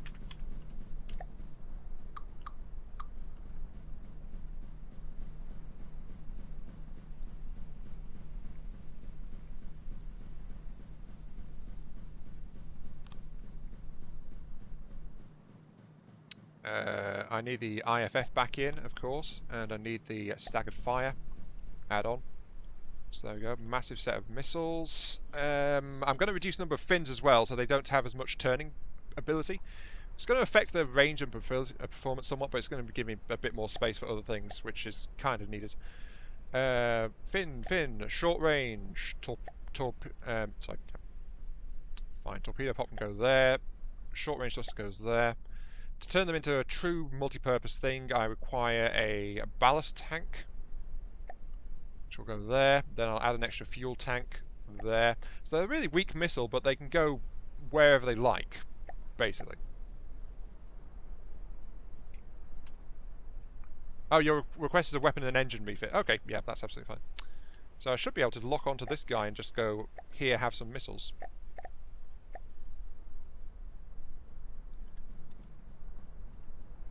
Though, of course, this is taking up space, which means there's not going to be a weapon bay on the other side of the ship, because this system is now too large. It's gone past the middle line, so I can't build a longer range ejected missile space system on the other side of the craft. Oh well, at least this missile system is going to be more effective in general. So a volley of 20 missiles. I'm going to aim at this guy, and they all dive straight into the water. But they have 0 ballast, and they're just going somewhere. Right, okay. Probably because they don't have sonar heads or something, I'm guessing. Actually, no. Let's give them a ballast tank, sector 0. That should do something nice to it. So grab the missile, ballast tank, float depth set to 1 meter. No wait, no, set that to 0. Buoyancy +5. So that don't have a float depth, but float. Get up there. I think that's what I'm going to say. And I'm going to mount it towards the front as well, so the missile goes nose up as soon as it decides to. Because I'm guessing the ballast tank has an effect depending on where it's put. And then I can put an extra fin in and put in the short range thruster. 1 turn, fuel tank, ballast, explosive, single IR. Okay, let's try that. Aim at you. Hello. There we go, it wants to float up immediately. It's spinning around still. It says hello, and then it launches. And then it just like, whee, hello there. So they can fire at nearby things. Yep, that worked. Torpedoes are very efficient in terms of fuel, yeah. They tend to be really slow though. Guttural Masticator. I've got the short range thruster on it because it needs the power to get out of the craft. Because remember, this is a pretty fast moving aircraft, so it needs to kick the missiles out or risk catching them inside the craft. If I launch it on a variable thruster, they'll just struggle to leave the vehicle in the first place and then probably detonate inside it. So, you know, not really worth it, I don't think. Okay, let's test this without following.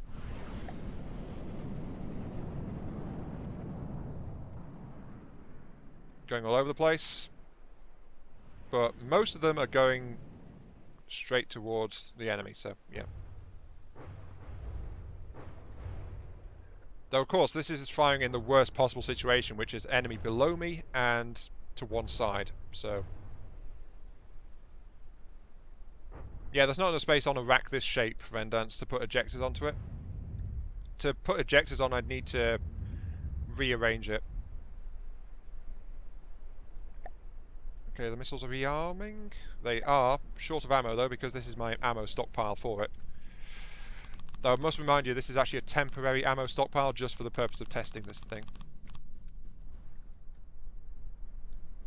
There's the steam engine just humming away in the background. Now, if I launch it sideways like this, then they have no problem like that, and off they go to do this.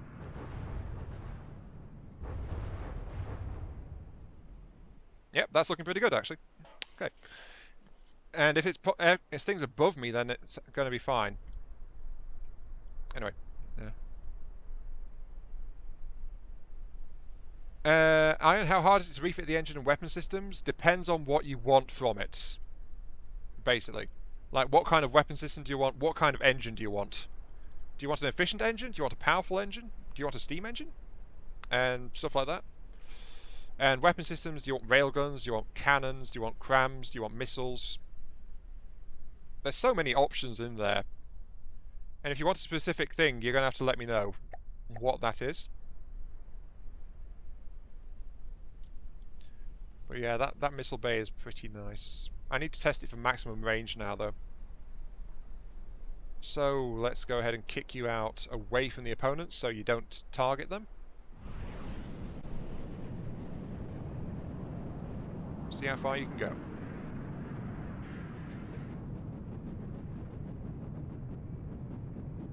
About a kilometre. Okay. So you can go about a kilometre. And what if I kick you out aiming this way?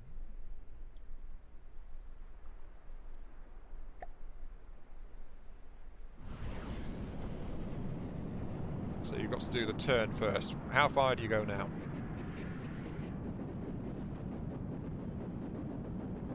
About 700 to 800 metres.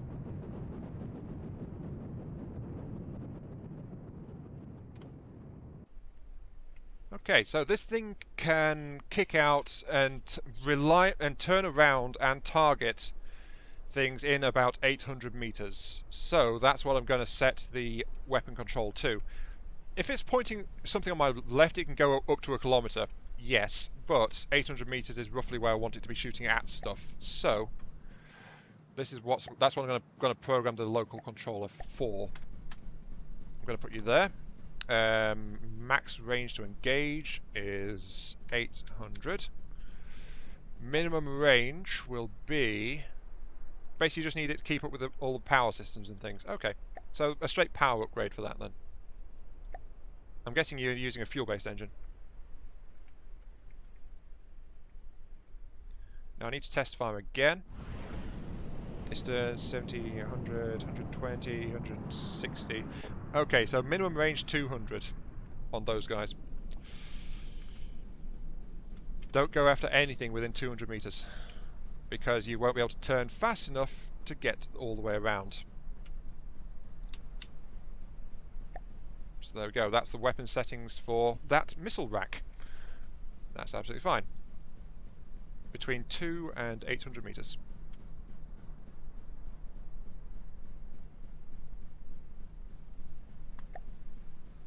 Of course I need to have a failsafe because if something spawns too close, this will keep it from firing while the bay doors are actually shut. So it gives the doors a chance to open if needed. And then I'll add an AI wireless connection as well, though there is no AI yet on this craft, which is a shame. And then I need to configure the ACBs to act appropriately as well. So, you are the door opening one. No, you're the door closer, you're the door opener. Activate when enemy range is greater than or no enemies greater than. My missiles can go fire at 800 meters, so I want to open at 900 meters. And no wait, that's the wrong setting. When enemy range is less than 900 meters. And then the other one, when the enemy is 1 kilometer away, or there's no enemies, the doors will close.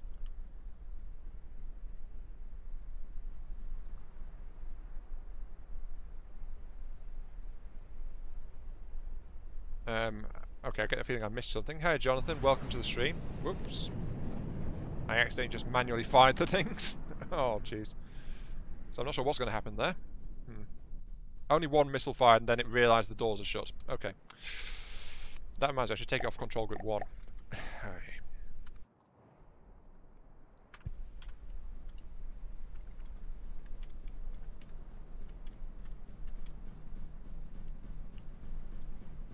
You are going to be set to... I'll close you. No control group.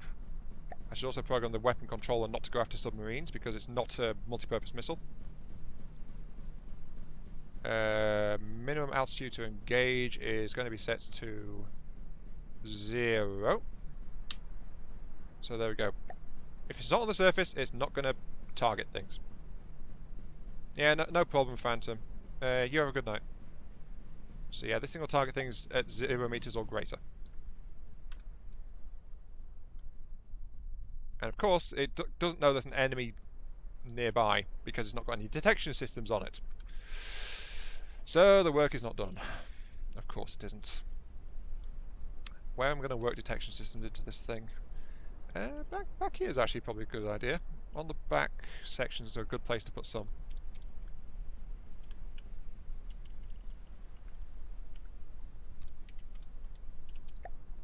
Let's take out a piece of armor plating. Actually, I should mount it here to be flush with this armor plating here.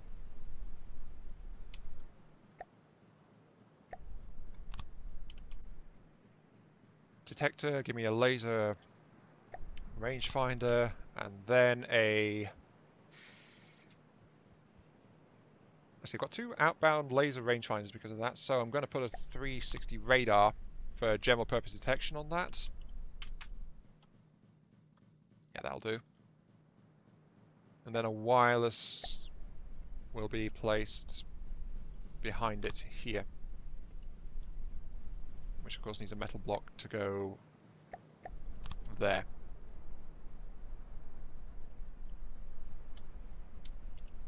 Which means of course I can get that like that, and I can add in some more detection systems forward facing, which are going to be gimbal tracking cameras on there, like that. They can't track things behind me, but, you know, things behind me, not really what I'm meant to be facing anyway. So gimbal track cameras forward facing on the sides, like that. That should be a pretty solid all-round detection system. I just need to, you know, get it powered up, ideally.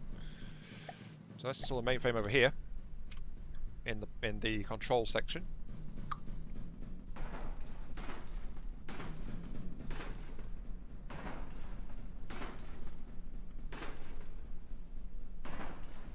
What the heck just happened there? Because something just tripped on the steam engine.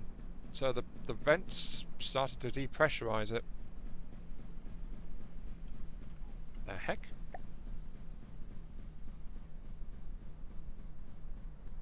It's how transmitters receivers are, unfortunately, Panda. It says receiver because it's receiving from the AI, while transmitters send from an AI on a certain channel. So that's it. Okay, yeah, that brought the pressure back down. The pipes got a little bit damaged, but nothing serious. That went pretty well, actually, that.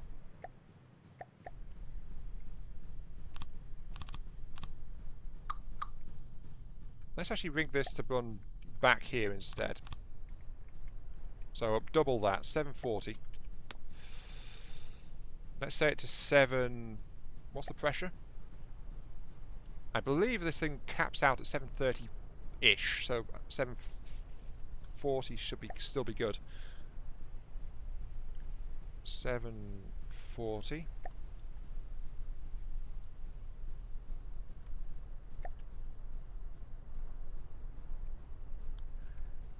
Though that said, under normal operation, this engine does not care about pressure regulation. It just doesn't need it. And that's why I like it, because it's literally impossible for this engine to overpressurize itself unless it gets damaged in some way. So if it doesn't get damaged, this thing should not overpressurize itself. But if it does, it's got a few extra vents there to keep it sorted out. Just keep it steady.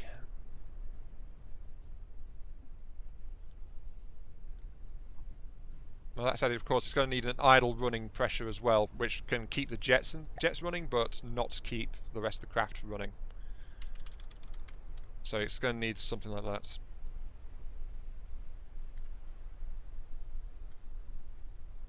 Anyway, yeah, I was installing the AI before my steam engine did something it wasn't supposed to.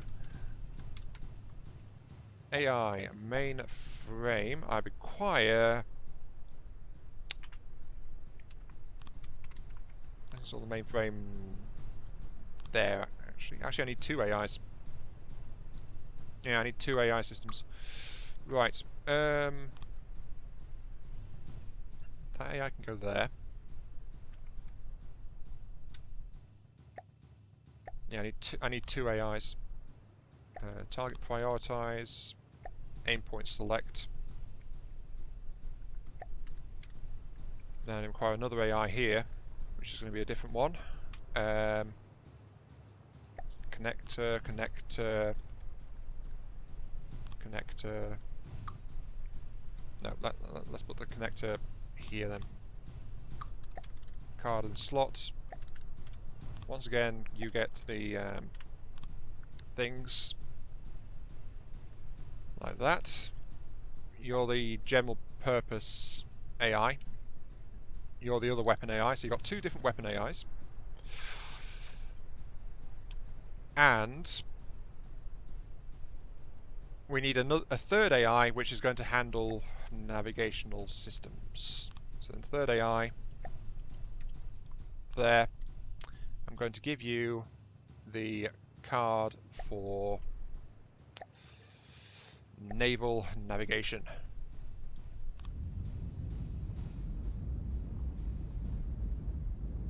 Oh look, it's doing a thing.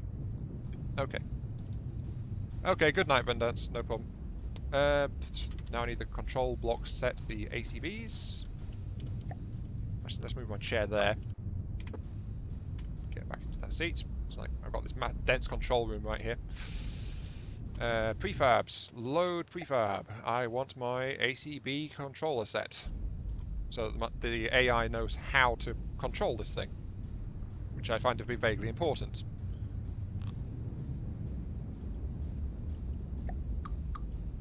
Is this Minecraft? I'm doing a refit actually. Not a requested one, to be quite honest, but there we go. That'll tell the AI how to use this craft. So now this thing can actually function properly on ACB control because it runs on a complex controller. So yay! This thing now operates properly under AI control. Well, quote unquote properly anyway. This thing running properly on AI running properly, it's like, no way. This one is supposed to have the wireless though. But yeah, Panda, this is a refit thing which Lollard asked for. You need some explosions. That's fine. This thing is almost combat ready, actually. It's got detectors. It's got a lot of things. Yeah, it's a massive redesign. What's the lineup after this? After this, the lineup is me going to Snoresville, basically. Because it's like nearly 3:30 in the morning. So, yeah. Yay. This is what happens when I get into building, guys. I just forget the time and it's like,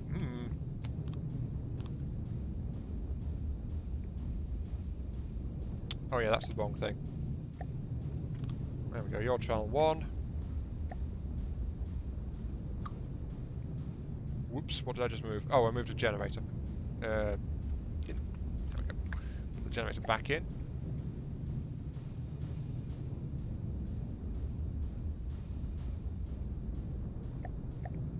Let's actually do it like this.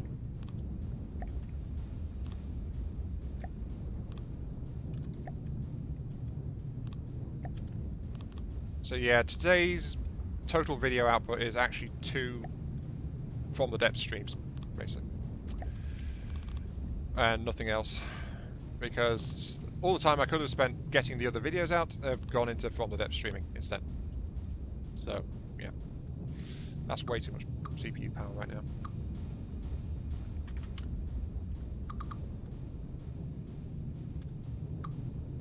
There we go, that's that. That should be good for now. So I'll take that one off. And I can extend it with a bit more later if I want to.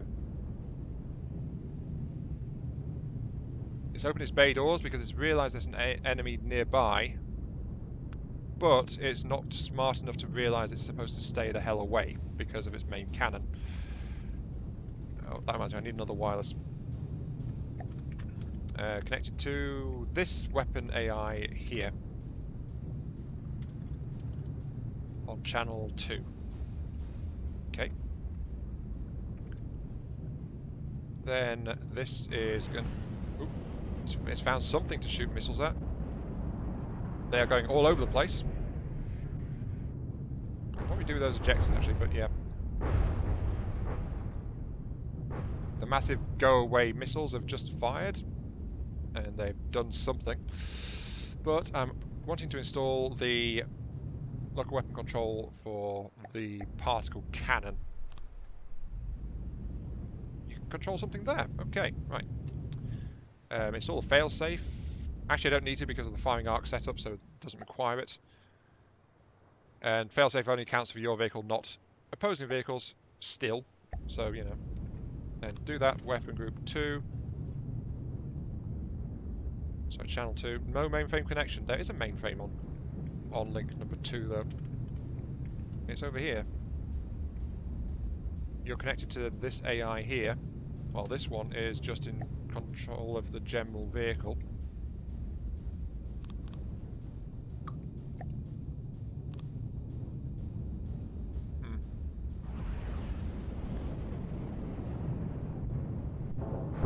Oh, there it goes.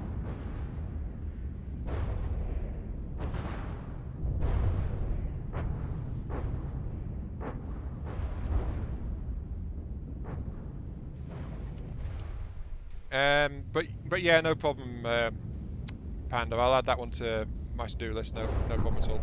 Oh, there goes the particle cannon again.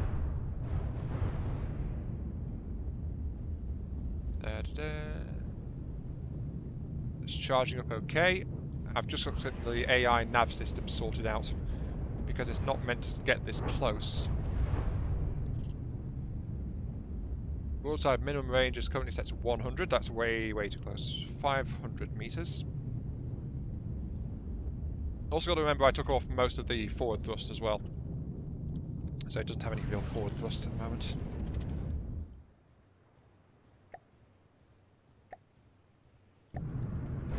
Needs more. So air, jets, huge jet. Temporary engines, but they will get it going at least. So it can fly around a bit better.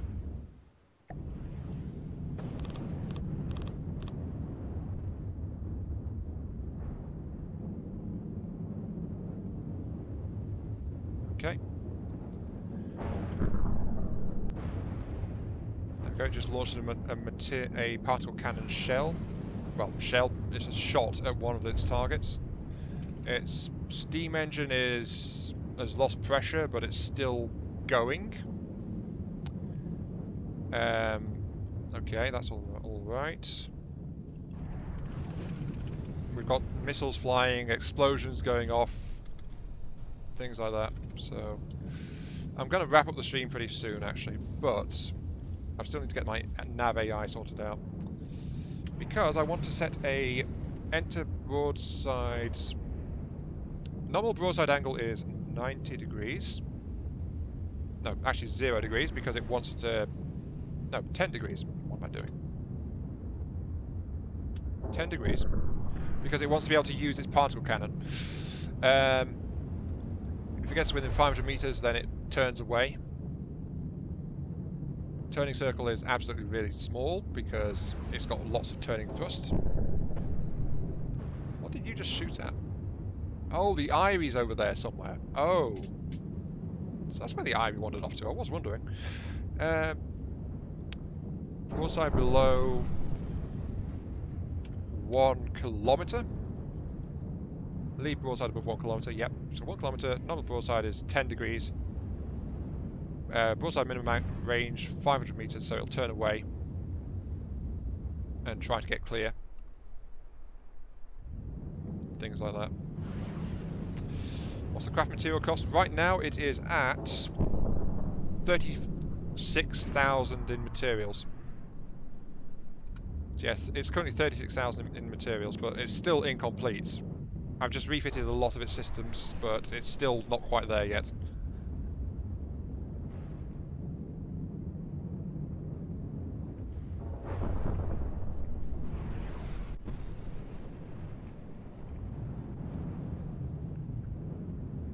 Could actually use more turning thrust, I think, to just make it into a more agile flyer. It also needs a power plant upgrade as well, I think.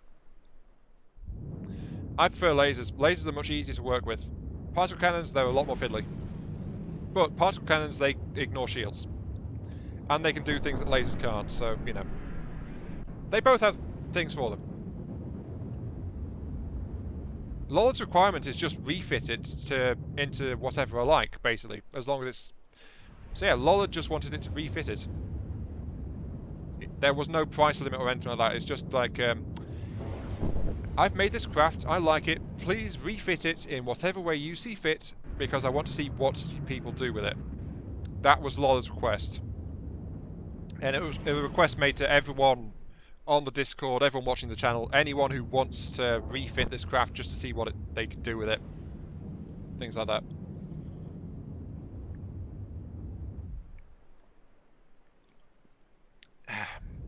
Well, that can's gone. Yep. So what I've done is refit into a double missile boat. And a particle cannon just exploded, apparently. I think the missile launch is causing problems. Yeah, the missile launch is causing problems. Right.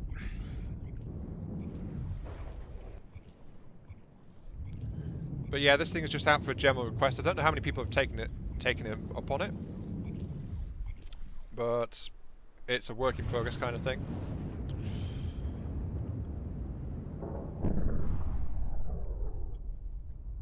Well, that just went up.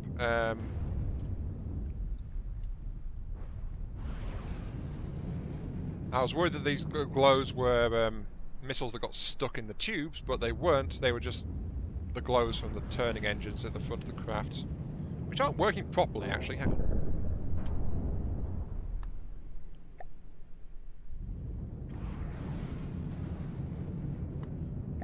Yeah, there we go. Now they're working properly, I think. Right.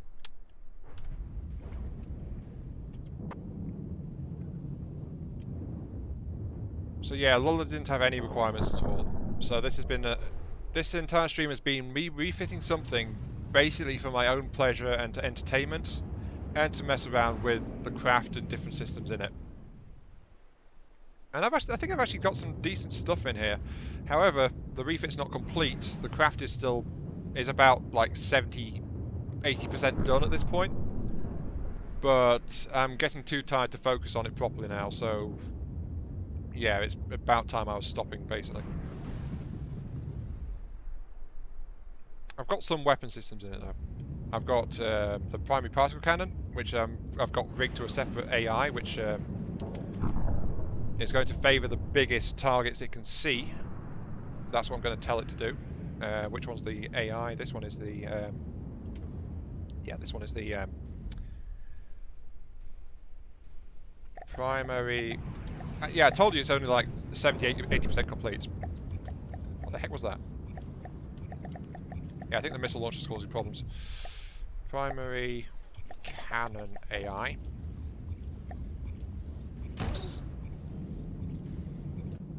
Why the hell am I minigun equipped? But yeah, I think the missiles are detonating in the tubes every once in a while.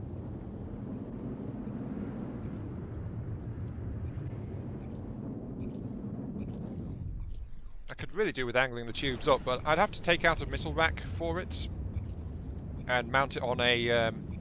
if I wanted the thing to angle upwards, I want to have... I want to take out the missile rack, mount it on a spin block, angle it upwards, take out a missile rack so it's got the space to do so. Things like that. So it's like, yeah.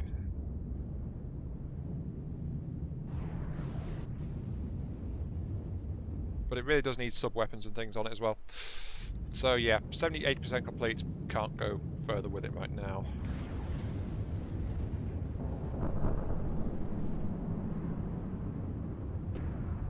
It doesn't have any shielding either, actually. It doesn't have any shielding, but... I don't know, I like the cannon on it, I like the clamshell doors. The missile rack's pretty good, though it has some issues to it. Wait, actually, that's away from the missile... Is the particle cannon misfiring? I suspect it is. Because there's always a serious problem with armouring up a particle cannon. And that's the fact that it might clip itself when firing. Well, clip armour in front of it when firing.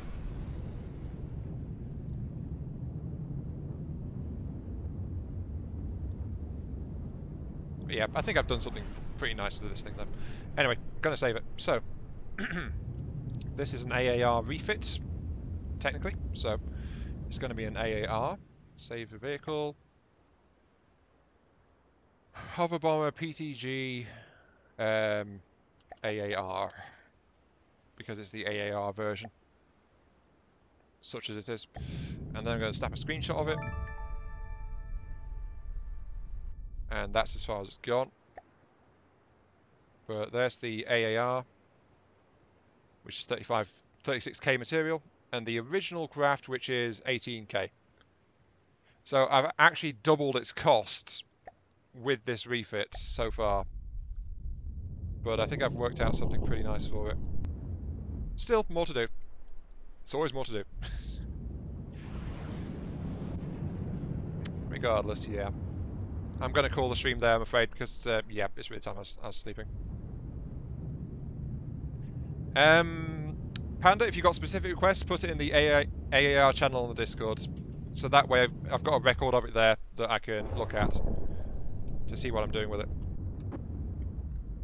And lastly, of course, let's get an Irie in here as well.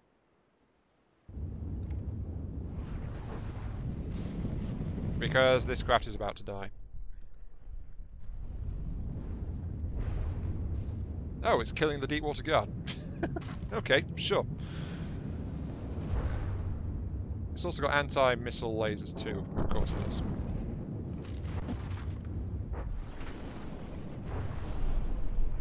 The ammo went up, of course it did. But this craft is still flying pretty nicely. Because it may not have any shielding yet, and the ammo is exposed because it's not really done that. But it's still got 2 meter thick metal armor as its outer hull, so it can take a bit of a pounding. Engaging now. And because, of course, this wouldn't be an FTD stream without explosions.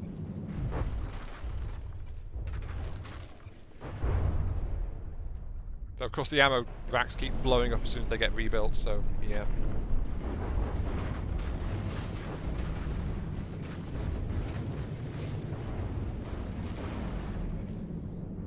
Yeah, I think it's done. Its steam engine got damaged, so it's ditching. Yeah, steam engine's got crippled. And that's its big weakness right now. If its steam engine gets knocked out, it's going to die because that's its power plant.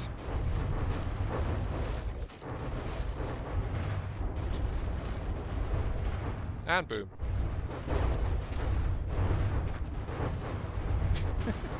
But yeah, this has been Iron Mark 3. Thank you very much for watching this primarily building video, working on a compact, high-tech thruster craft with particle cannons and missiles and things. If you're interested in me streaming this one again, so streaming the rest of this refit, let me know in the comments. Otherwise, I'll probably just do it when I've got some free time and might not stream it. Depends how it goes. Because I don't know how interesting this might be to people, to be quite honest. Just watching me build something and taking my own sweet time about it, which is what I do, basically. So, yeah.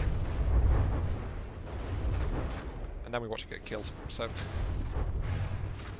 yeah, once it got the steam engine crippled, it was dead, basically. But yeah, thanks for watching, and see you all some other time. And good night to all of you. So yeah, off to the land of dreams I go.